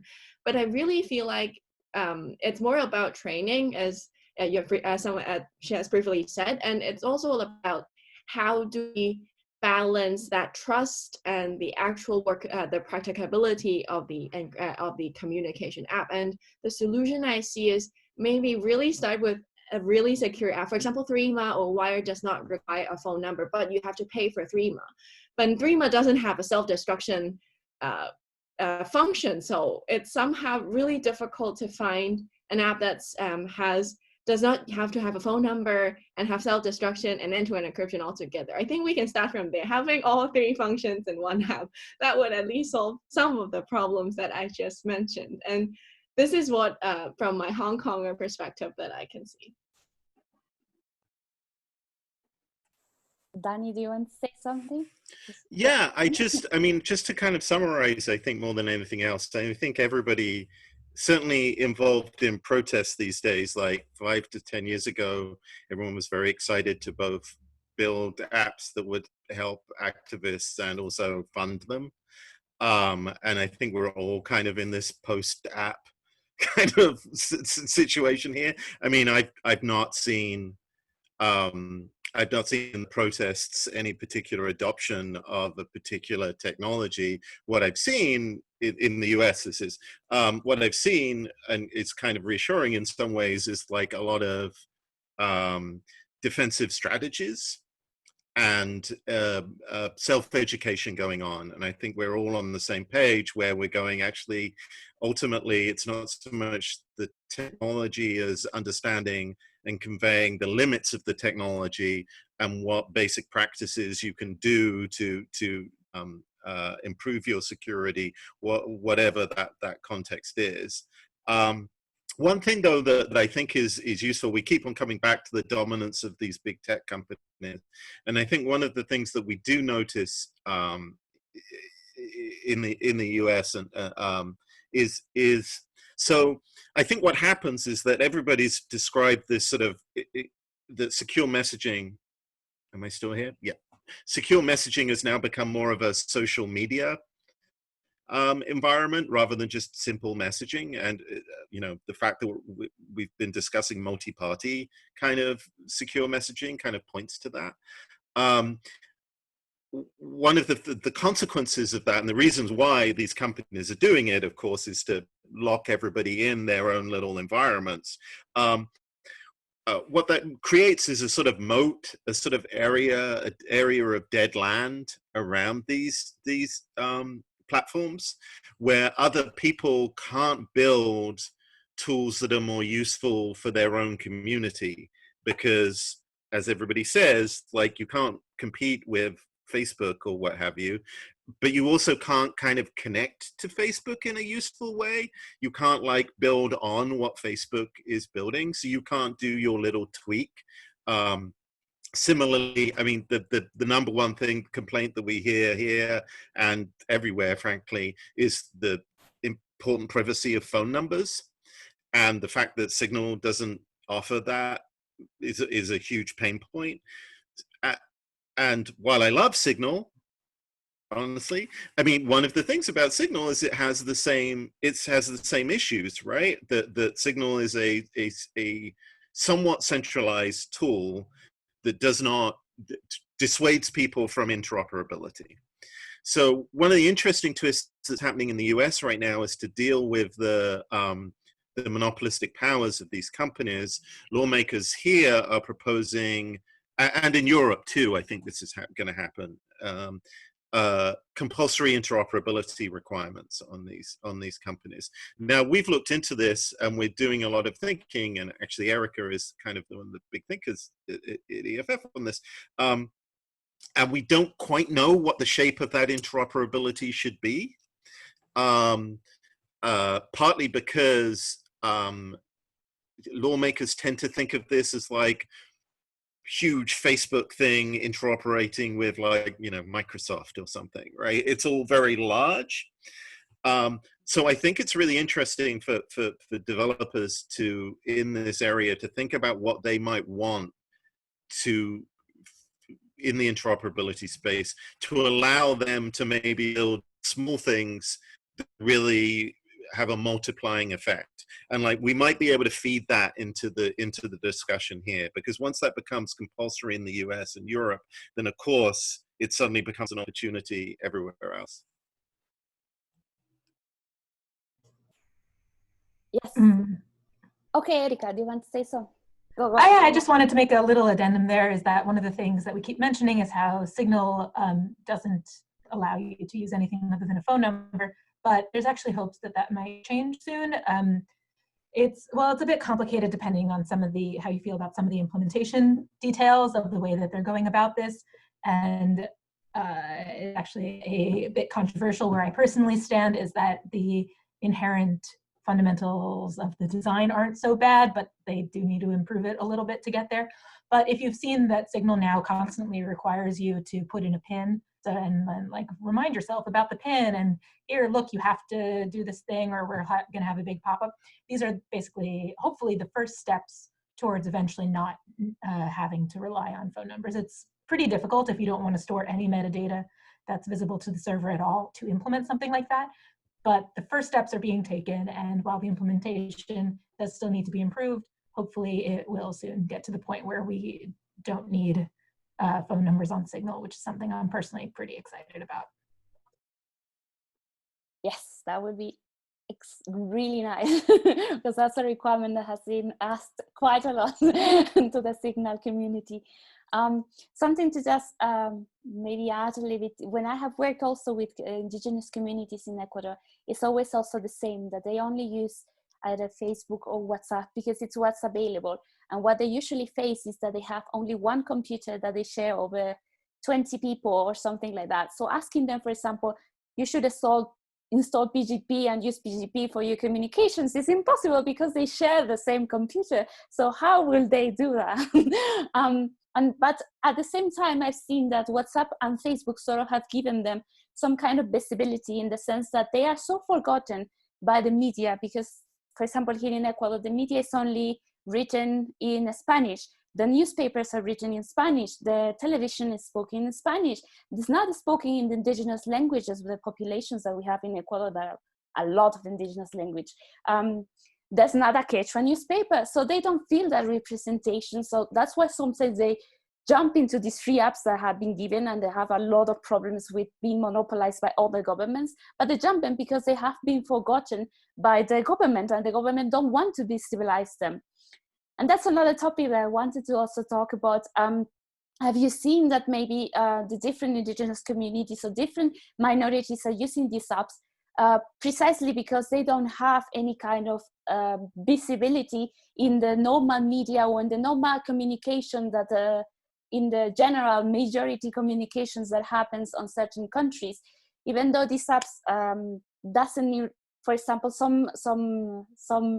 some point that also indigenous community has raised with me is that, for example, this app sometimes don't allow them to type on their indigenous language because the indigenous language is not available for them. The character is not available for them to type. So have you seen something similar, that's while they have some kind of representation now with this app, there's still constraints for they actually to be shared their culture and the news of their communities?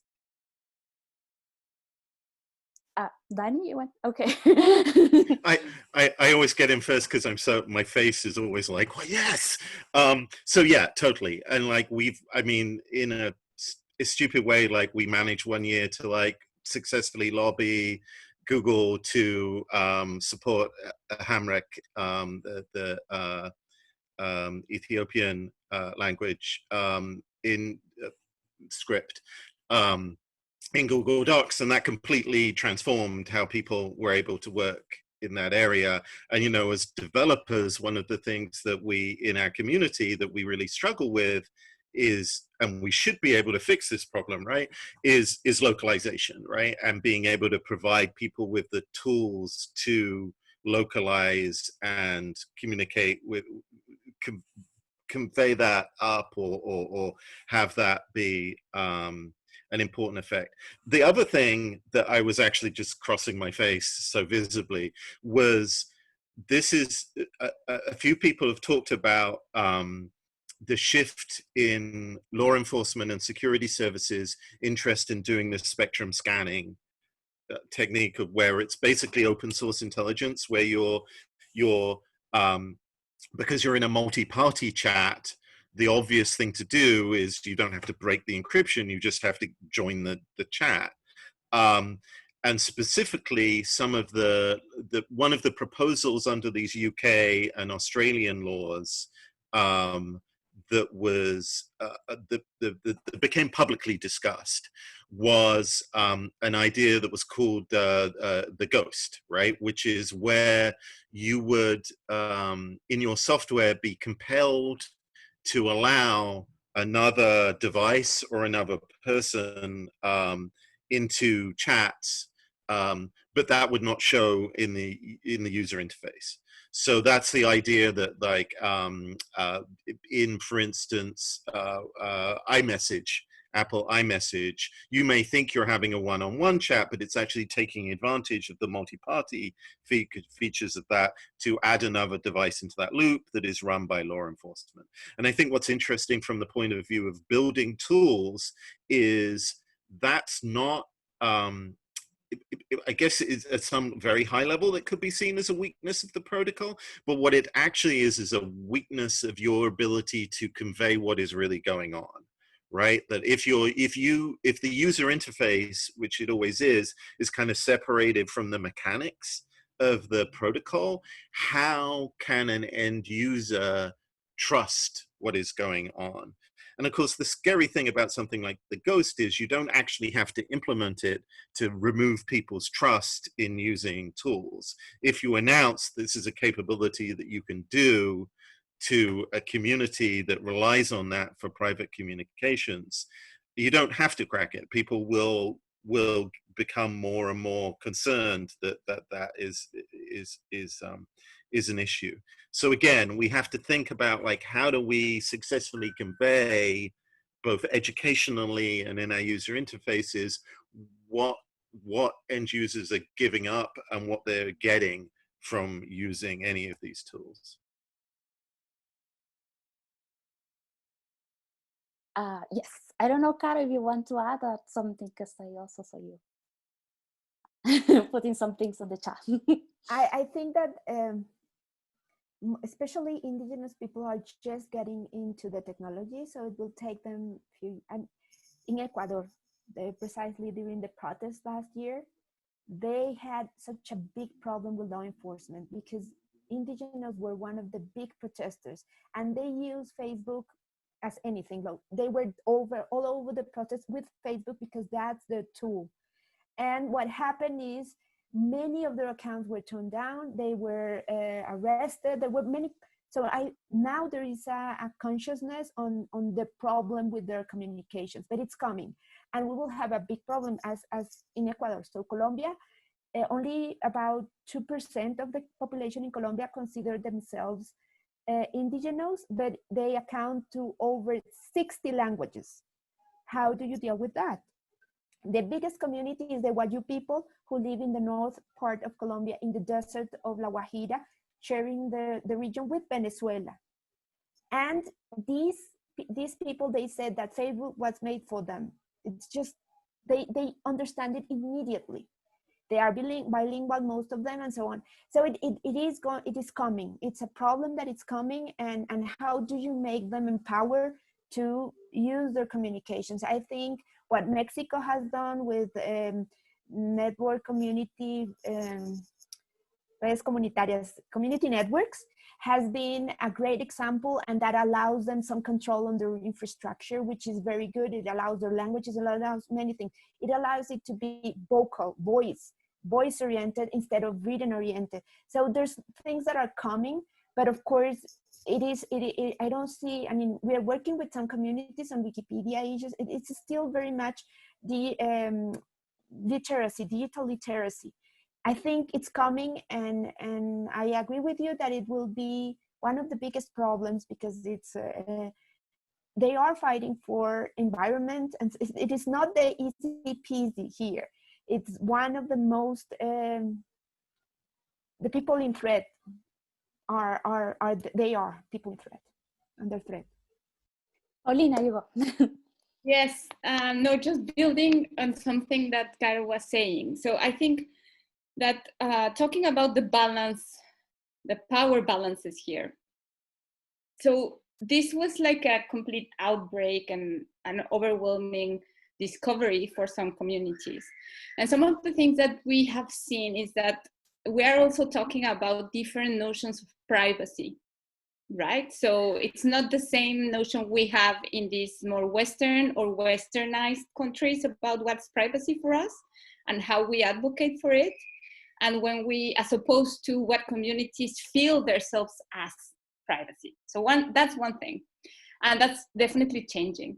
But something important about these alternatives, so Carol was talking about the community networks. And I think, I don't know how exactly could the technical community, developers, etc., could help, but I do know that these communities are very keen to create their own content, right? So how can we, I don't like the verb provide, but how can we create spaces in which they can create their own content? It's because it's not that they are looking like us for visibility.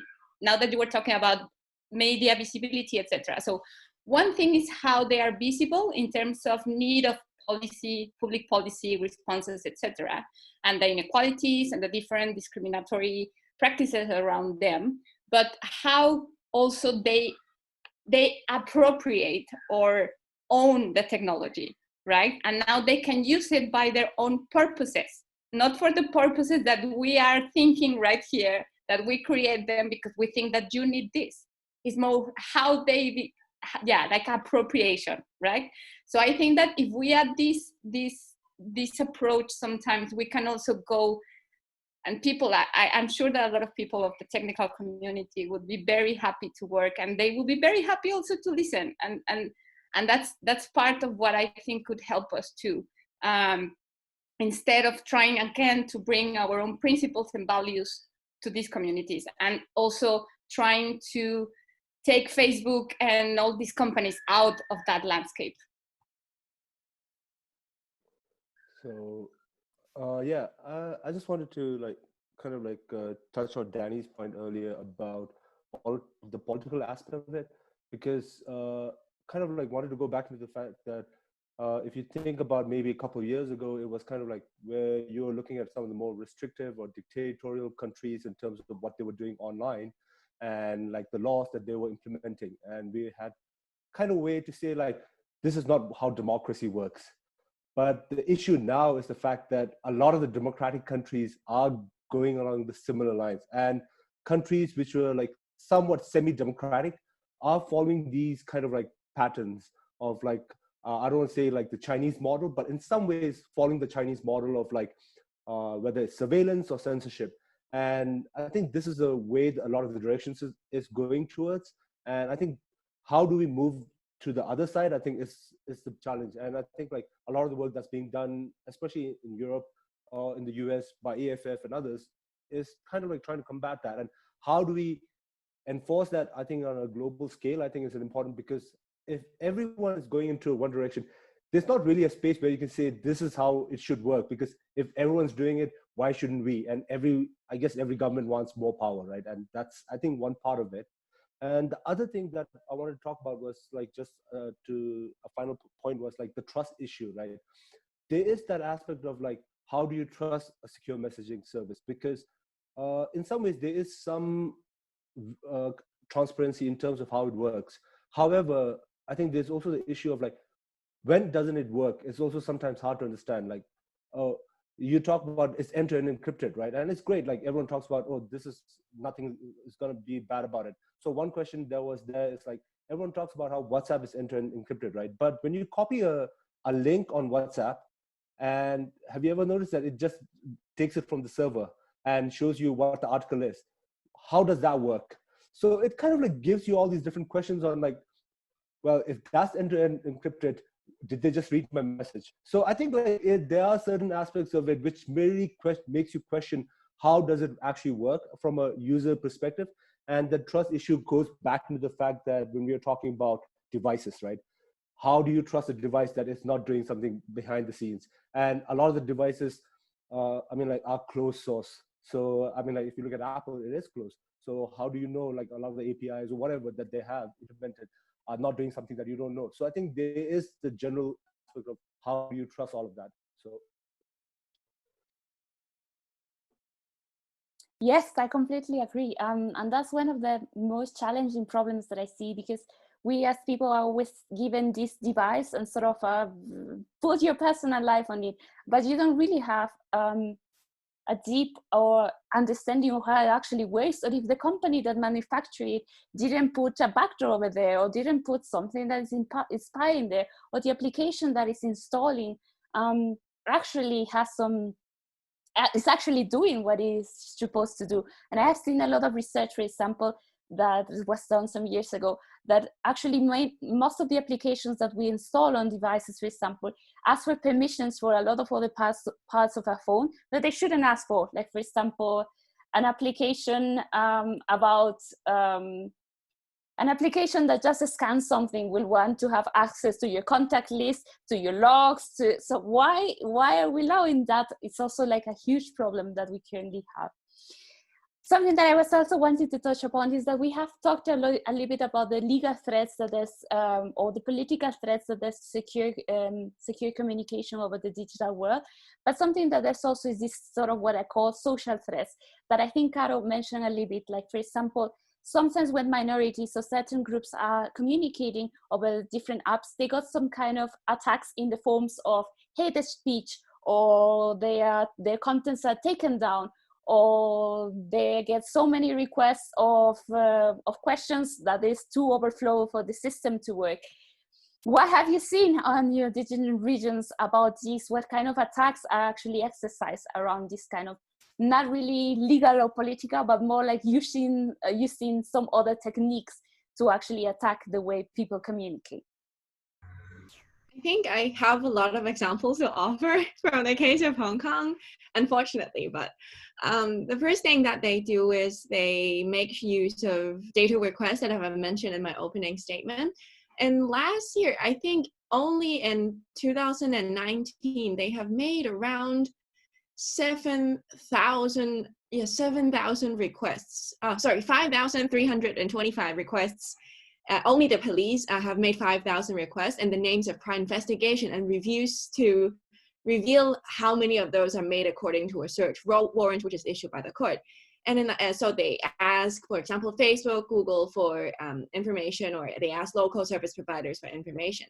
Another thing that I've seen is they use injunction as a method to ban people from talking about things online. They last year in October, the Hong Kong government applied for an injunction in the court to stop so-called speech that incite violence, in short, speeches that are related to the protest on Telegram and on a local platform like Reddit in the US called LIHKG in Hong Kong.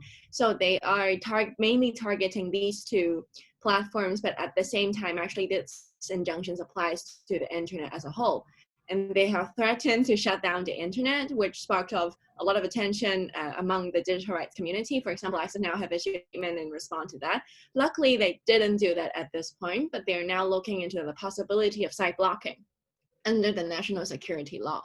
And they are also doing, like local platforms have received DDoS attack, so that their service have to pause. Our local forums experience that a lot, and they have been arresting admins for Telegram channels would talk about the protest a lot, and then delete every message on that channel and replace it with a photo that says this channel has been taken by the Hong Kong police because it has previously expressed some speech that is violating the law. So these are the usual tactics that they do. And on the other hand, randomly stopping people in the street for stop and search, and then require you to unlock your phone, or else you won't be allowed to go, or they will take you back to the police station in order to scare people to unlock their phones for them. And under the pandemic, we have a rule that if you have more than 4 people together, then you will have to, you will be fined.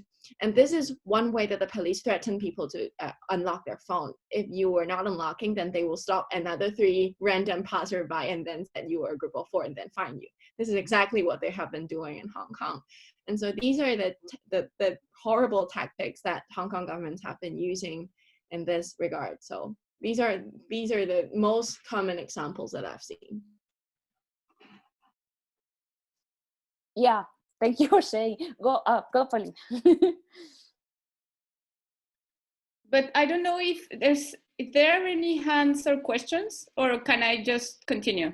I just didn't know. Oh, okay, sorry. So I think that the issue of content removals and takedowns is a huge one. But I just wanted to raise one particular issue in the context of COVID, because I mean, we can talk hours about the content that has been removed in the name of COVID and etc. But I think that we have the relationship between the government and the companies in this context has become very relevant, because this obviously impacts on the example that Glacier has just mentioned, right? Like how these companies interact, in which terms are they going and applying their partnerships, and they are most of them could be on no formal partnerships, right? It's just someone from the government calling the companies to do something in terms of content removals, etc. And they have the other means which are more formal, etc.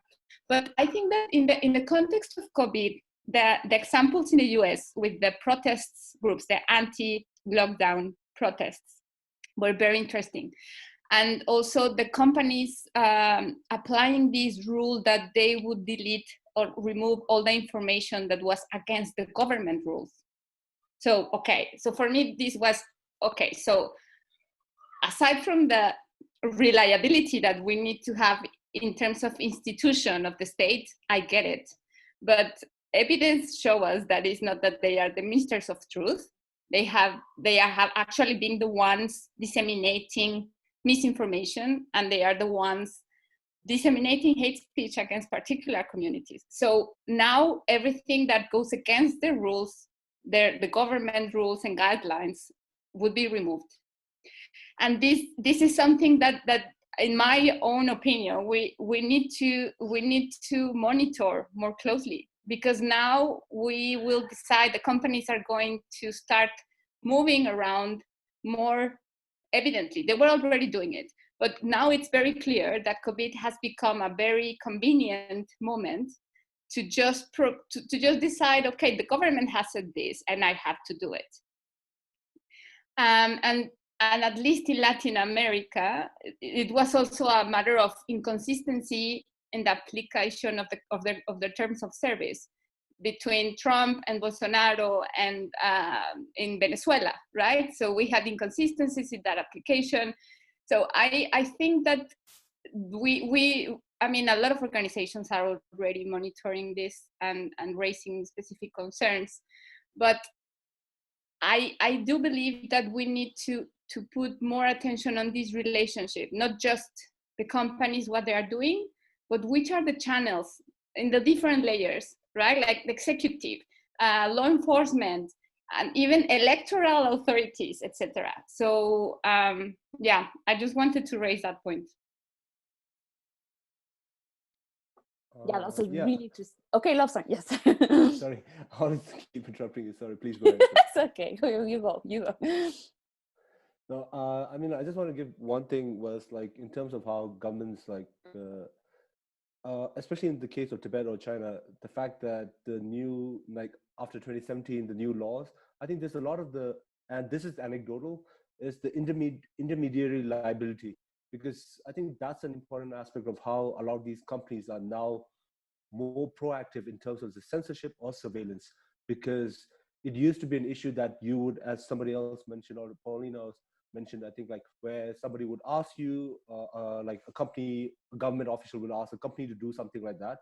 However, with the liability in terms of like whether it's Wechat or Weibo or others, that you are actually liable for content, and if you don't remove it within a certain set amount, or whether it's moral or whether it's political, there's actually financial aspects of it. And I think that has taken a turn for the worse, especially in terms of like what's happening inside China right now, where companies are much more proactive in really kind of like making sure that whether it's COVID or whether it's other issues, that they are more proactive.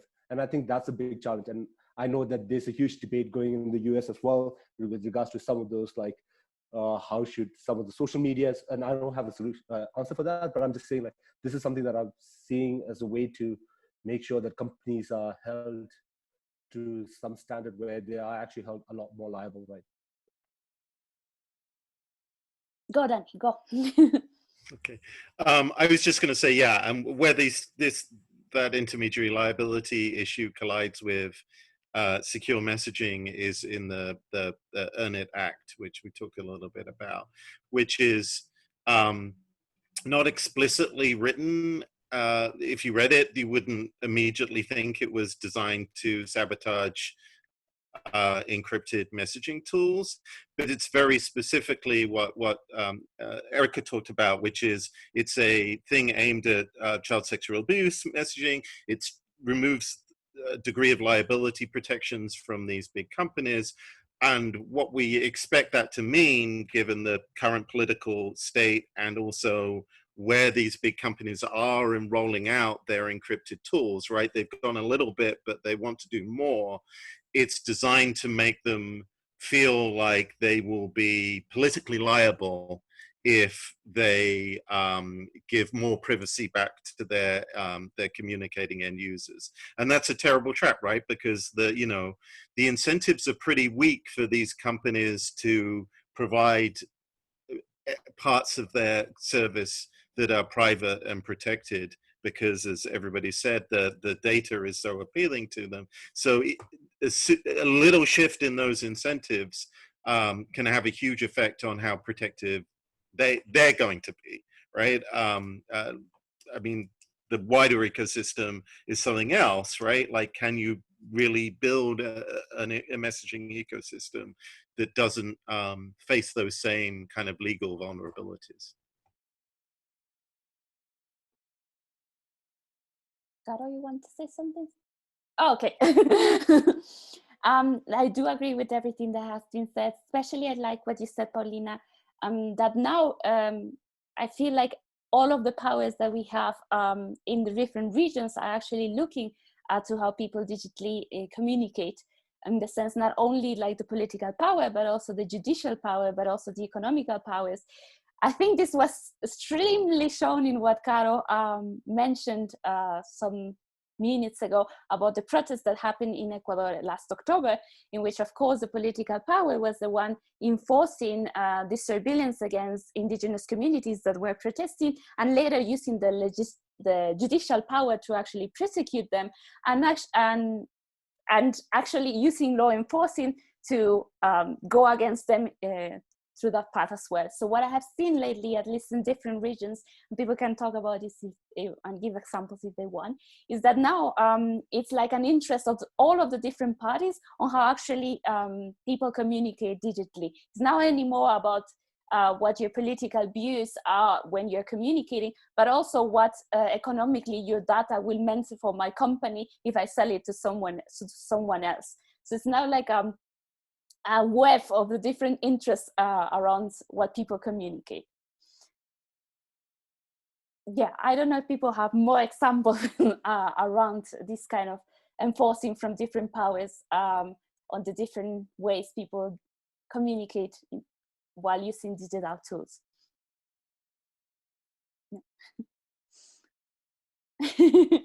Yeah, I think it has been already said.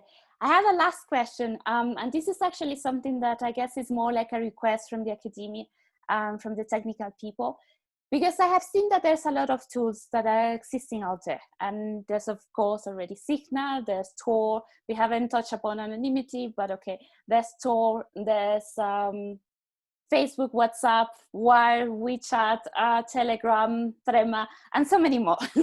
What I have seen actually used in practice because of the practicality and because they are easily available to the different people here is that they kept using Facebook and WhatsApp, and there's really little use of any other tool. Not even here in my country, Signal is really that much use because it's really difficult to communicate over Signal because the data that gets transferred takes like years to actually reach the other person. What other tools have you actually seen that in practice get used in the different regions?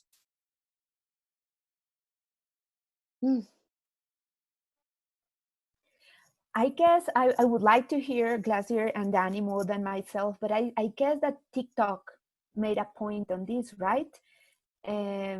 And I would love to hear your thoughts, because it's interesting. It even like moved the whole table, saying this is the only app from non-American that reached such an amount of people using it, young people with a very derivative ways of doing advocacy or of communicating. And I wonder if there's something we can talk about it, because I can only follow it from the long distance and see how young people use it in Colombia. But the power and the way it changed a lot of things, I think it's worth talking about. In Hong Kong, since the movement has started, everyone is told where to not use TikTok, fortunately enough. But because I'm now staying in Europe, I do see a lot of young people using TikTok, and I am somehow too old for that as well, I feel like. And but I do observe that the trend of using TikTok has been sweeping, that it's the new it thing after Instagram and Snapchat. And I think first of all, it's because it's easy to use and it offers this the speeding up of social recognition somehow, because it's like what Andy Warhol promised. In the future, everybody has 15 minutes to be famous, and this is exactly what TikTok or something like Instagram is offering. And this is exactly how the younger generation grew up. They grew up with instant messaging and instant updates from their social media. So TikTok actually gives a new method other than pictures and word on Instagram. They are not, or nor the 15 seconds of a story, but now you have around 30 seconds to 1 minute to dance or to do the challenges that are very popular in TikTok, and that among their peer groups create a huge tension or attraction for someone to use TikTok without thinking about what's actually behind the app and the politics and the social environment, which is understandable because those things are boring. But doing a challenge, dancing in front of a camera and share with friends are always fun. And luckily, that's not happening a lot in Hong Kong. In Hong Kong, the communication apps we use are still Facebook, Instagram, WhatsApp, and Telegram. And Telegram is mainly for those who are active in the movement in the last year. And this is because the functions of having huge groups of people having channels, or the polling functions that the bots in Telegram offer, it's really helped facilitating the organization of the movement, because we are a movement without any top-down hierarchy. There's only there are main facilitators, but those are not the leaders of the movement, which Telegram enables this kind of leaderless movement to go on and on in Hong Kong. And more people are using Signal. Even my family group have migrated from WhatsApp to Telegram and now Signal, because they now realize talking to their daughter may actually lead them into trouble. So we shifted to Signal, which is amazing for me because it's difficult for the older generation to adapt to a new app because they are more used to the layout of WhatsApp and it's more easy to use in some sense. But at the same time, I think seeing TikTok going so viral in the world is actually somehow, I'm not sure if it's, I've never used TikTok, so I'm not sure if there is a messaging function built in, like private messages. But if there is, I am kind of worried that message content will be censored or will be looked at as well. But I don't never use it, so I don't actually know the functions of the app. There is messaging in TikTok. Oh, wow. I also have never used it. I was wondering. I don't know if Danny or Paulina or Lobsang want to share something about what tools you have seen in use. I really like what Cara said also about these new applications that young people use. I'm also older. I don't use TikTok or Snapchat. I don't know what they are about. That you have seen that they have been used now. Well, so I mean, I don't know if I can answer the question, but what I can share is that at least there's always that question inside civil society. Like, okay, what tools should we use whenever we have people from EFF or people from other organizations that help a lot of our work? It's always the question, okay, should I use Signal? But what if I don't have enough connectivity or enough speed, etc., to use it? Or I have been using Telegram for now, and it's working good. So I think we also need to think on the learning curve, because people has to go through a process. If we're talking about journalists, if we're talking about civil society, I'm focusing on that population. It's more the process we need to go to learn new tools and to find out how they use, if they are enough secure or not, if we can trust in that messaging apps. So I think for someone that is in a context like Latin America, that is on the ground, or it's fighting for a specific cause, or is trying to reveal some corruption matters, or any other thing that happens in Latin America, I think it's difficult to change from one application to another. So what I know is that they use WhatsApp. At least we have tried to raise awareness about not using Facebook messaging, because Facebook started like a full initiative project, like, okay, let's use Facebook Messenger. and we can help, and we guarantee journalists that this will be secure, and we want civil society to recommend the use inside media outlets and journalists. And we definitely said no, right? Like, okay, I mean, I know that WhatsApp is part of Facebook, but at least we have this, it wouldn't become like more complicated to change to another app and continue sharing a lot of their information that they were already sharing in Facebook. And they were talking with their sources in Facebook and things like that. So I think we need to think on the process of changing apps, but I know they use a lot. When people can, they use Signal, but if not, they will go to WhatsApp. I mean, I think that's the rule, particularly because of what Carol already said, is the cheapest option. And it's an app that will be in any phone, smartphone that you get. So it will be there. Yeah, we lost Danny though. Okay, well, but thank you, Paulina, for that. Okay, you want to share something, Lobsang? Yeah, so okay. I think like on the TikTok front, right? I think it's just, I mean, like there's the political aspect of it where it's a Chinese app, and from a Tibetan perspective, it's something that we don't really want to use and promote, and we talk about like a lot of the security risk of it. However, there's another aspect of it, which is it is a global company or an app which actually kind of like didn't really come from the US or like the global north, right? So I think there's an interesting aspect of it. However, what it brings with it is the fact that it actually brings the Chinese censorship along with it. I mean, like there has been numerous like reports, whether it's by The Intercept or others, which talks about how it moderates content, how it has like kind of like restricted a lot of different content, even not within the country. Like, so for example, like, and as you may or may not know, it's like TikTok has a different app inside China. It's called Douyin. And it's a very similar interface, but the Chinese version is called Douyin, and it's like Dayun. My pronunciation is not that great, but it's a separate app. But the content moderation, it is very still based on what the Chinese government wants. So even though it is operating globally, it still follows, I guess, some kind of like local Chinese law.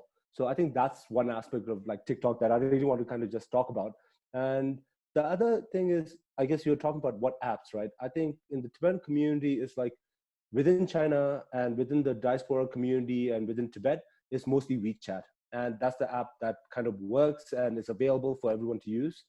However, what has changed recently is the government of India banned Wechat. That happened like a few, I think 1 or 2 months ago. And just now, I think 2 days ago, they banned PUBG. So basically they have banned about 170 or 80 Chinese apps in India for security reasons. Okay, so I don't want to go over what the security reasons are, but anyways, that's what they were using for as a justification for that. So I think that's where the things come into like, so now what did people move to? Because of availability, they moved to something called DingTalk, which is an app by Alibaba, right? So the availability kind of like played the major part of what's available for everyone to download. And in the diaspora community, what changed was like now everyone started moving to Telegram because it allows larger groups, larger discussion. There's more space to do that. And for most secure communication, I think it's still WhatsApp. Everyone in the diaspora community, for talking to each other, they use WhatsApp. Even though Signal is used mostly by the global, I guess the global activists or the internet freedom community uses it a bit more. Beyond that, I haven't really seen a huge adoption. Like if I think about how many of my friends actually use Signal, maybe there's like 2 or 3, apart from all the other contacts that I have. So. Yes, the same here for Signal. Okay, but now let's actually, I see that there's already let's go for questions from the audience. I see already there's one person wanting to talk, Andres from Karisma, so I'll give you the ability to talk in a moment. And there's also some discussion happening on the stream in Sulip, and I see some questions over there, so we'll try to summarize them. But first, Andres, go ahead. You should be able to talk. If you mute yourself, though. Andres? Yes? Hi. Okay, hi. Hi. Sorry. I was in another window. No, I just wanted to point this very interesting conversation you are having now, and also remark the problems that we have here in Colombia, mostly about the intelligence trying to spy or having the intention of spy on instant messaging, which is something quite outrageous for, for the privacy and the organizations of groups that need their privacy to organize, for example, protests or stuff like that, and also the stigmatization that this could became when they try to identify and profile people on instant messaging and or on groups, for example, on Telegram, which is the main target here. By the other way, I understand the complexities of making really secure messaging and the problems of scalability that supposes like completely peer-to-peer communications and making a completely decentralized chatting system. So the most important thing now is like educate on people on what is working and what we can use now, yeah, and not wait for perfection and lost good things that we already have. Thank you very much, and this is a very interesting conversation. Thank you, Andres. Someone wants to comment on that? I'm going to disable talking. Okay, there's a question that happened in stream that I think is mainly for the US people that says, from Victor, from my understanding, Earn It Bill is motivated by preventing terrorism, child abuse, etc. on messaging platforms. Do you think cryptographic techniques such as functional encryption can help in fighting such abuses while conserving the privacy of users? I'm going to just go with no here. I mean, I think at the end of the day, if you're doing a functional encryption thing, so this would be computations over encrypted data. It's one of the implementations of that. There's other ones as well. But it kind of falls into the same category as client-side scanning. It's still a fundamental breach of the trust that the user has in the system. When you have, so we use end-to-end encryption. It's maybe a bit of a linguistic problem here, right? End-to-end encryption has a very specific technical meaning, meaning that you have one endpoint and the other endpoint, and in between the two of those, nobody in the middle can access the contents of that data. But more broadly, we also tend to use it to describe end-to-end messaging applications or secure messaging applications. And in that more social context of the meaning, it's more about the person rather than the phone itself. It's that I am talking to another person, and when we're having this conversation, nobody else should be able to access or otherwise infer information about the contents of our communications. And when you think about it in that context, if you're able to do computations over the encrypted data, or you're able to do a client-side scanning before it's technically encrypted, but after you've hit the send button, it's still you know, a little ghost sitting there and looking in on your conversation in some way. If you can access the contents of the communication, it's a breach of that trust that you have in what the promises of the application are doing in the first place. So it's not really that we want to be trying to use new fancy cryptographic techniques to access the contents of it while still being technically end-to-end encrypted. It's not that it's technically end-to-end encrypted, that's the thing that we actually want. It's that we're not accessing the contents of the communication in the first place. And then you have, on top of that, all the practical problems of functional encryption as well. I mean, let's just talk about efficiency here, right? I mean, okay, so if you're looking for more specific forms of computation over encrypted data, you can get sometimes something that's a little better, but if you're looking at general homomorphic encryption techniques, it's nowhere near what we want it to be. Like if you think signal is currently slow, imagine doing computations over that encrypted data where each operation is in the order of seconds. Or even if each operation, like maybe in another, like 50 years, we can be anywhere near where we need to be in terms of efficiency for general computations, but we are nowhere near there right now. And if you have more specific things that are supposed to leak just some of the parts of the information, that it's not going to be as helpful as you want it to be. And in terms of how you're actually going to implement these things, you probably want to be thinking about more like ORAM techniques, where you're protecting the privacy of their server access for the database accesses and the privacy here. And so if the question is really what sort of fun cryptographic techniques would potentially help with this problem, I don't think functional encryption is the fun technology to play with here, but at the end of the day, we shouldn't be doing this in the first place. So. Thank you for that, Erika. Do you want to add something, Danny? No? Okay. We have a question that I guess is from Rohit. He says, apart from communicating securely, are there any other primitives that immediately stand out as being very useful that we don't have yet? Perhaps recognizing people around you that are friends? Like I think the question is, what other abilities should we give when trying to securely communicate over a digital mean? I think for me, I would definitely ask for a kill switch for every data that's stored on my app. Yes, that is basically what I think it's the most urgent thing for Hong Kongers. In my point of view, we need a kill, because in my experience, when the police come to your house, you usually have 3 to 4 minutes before they get through the door, because you have a bit of time to delay them, saying that, oh, I need to get dressed, or you can say, oh, I need to call my lawyer first, and then you have a few minutes, and then within those few minutes, you will have to clear your phones, clear your computer, destroy anything that will lead you into trouble at your home, and I think having a kill switch on the app would be really useful in this sense. I would love that as well. At some point I was thinking like even an external button that you just click and everything gets deleted. I love that. Yeah, hopefully. But more in general, like I was thinking at some point also that applications should by default even provide a good way to delete data. There has been some things that we have spoken about Signal being able to disappear messages.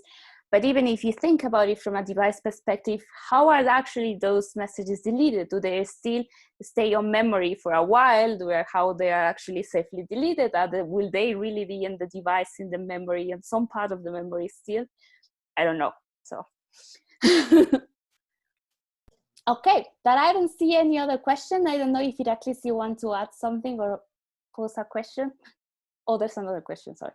But okay, I don't know if you at least want to ask something. No, hello everyone. I'm a researcher, and I would ask the question more in the technical aspect. It seems that every region has different challenges. Some of them are more on the side of end-to-end encryption. Some of them are even issues to be looking at, for instance, client side, but also from efficiency perspective. So I would ask, according to your expertise and according to what you have been seeing on the field, what would be the most important technical issues or technical things that we should be looking at, aside of policy, aside of education, but what would be, it has been mentioned about kill suite, but more I'm talking about if someone is developing an app. We have even the contact exchanges. Some people are mentioning that is an issue, that can someone reconstruct, for instance, the social network, because if contacts are being sent to the cloud, for instance, the cloud server can know which is your contact list. To shorten it, what do you think for your, it seems that Latin America has different things, Hong Kong has different things, Tibet. There is, of course, end-to-end, but what would be for you the major 3, 4, 5 technical things that we should be looking at, aside, of course, of other things that are super important? Go, Danny, go. So I think the way I think about this in terms of technical challenges, and I'm saying this given that we've just talked a lot about, I think, what is the biggest issue, which is usability, localization, actual features that people want rather than fundamental changes in the protocol, if you see what I mean. But I'm always interested in getting demonstrations out into the world of something which, what's the easiest way of saying this? So when laws are made about these things, what we're seeing now is the laws are attempting to freeze the feature set that we have now in time. So the ghost is a really good example of that's kind of a thing that you could do now with existing multi-party chat systems, but from the point of view of cryptographers or security information security engineers, that's a weakness, right? That's a flaw. So many of the discussions that we end up having with lawmakers is saying, you're trying to like legislate a flaw in our communication system and make it a permanent flaw. And so the biggest and strongest argument we can always make in those situations is a sort of existence proof that there's something out there that this doesn't work. Like we managed to argue a lot about people's ability to reach in and change technology, like these court orders, by talking about open source software, where that would be not a thing that you could do. So in many ways, like even though open source software, free software doesn't have the penetration that these large proprietary apps do, just the fact that it's there means that lawmakers have to go, okay, maybe we can't just ban that. And in that class of things, I point out a few areas, right? One is, as you said, contacts, like some way of managing contacts so that if the courts want to obtain this, we can say, look, you can't obtain this in an obvious way. Secondly, metadata protection, right? This is going to be the next big fight in this space, because while we're talking a lot about the content of communications, every chat system that we've talked about like just blares out all this metadata. And the truth is, when governments realize that they might not be able to tackle end-to-end encryption, that's going to be what they're depending on, if that hasn't already happened, which I think it has. And I guess that the third one is something I talked about a bit more before, is creating assurances that the software you're using is the same as everybody else's software, or is the same as the software you used last time, right? That it's really hard right now to argue against lawmakers that just want to create fake tools that say that they're doing end-to-end encryption, but actually don't. And we don't have a great protection against that. So trying to think of ways that we can make those assurances stronger to end users is an interesting technical challenge. That's a really interesting answer. And with that, I think we are on time. Yes. So I think we should end at this point. And also, people are already tired, maybe. But thank you very much for participating into this challenge, into this panel. Sorry, it was really, really interesting to hear the different perspectives. And I think that people also really like this.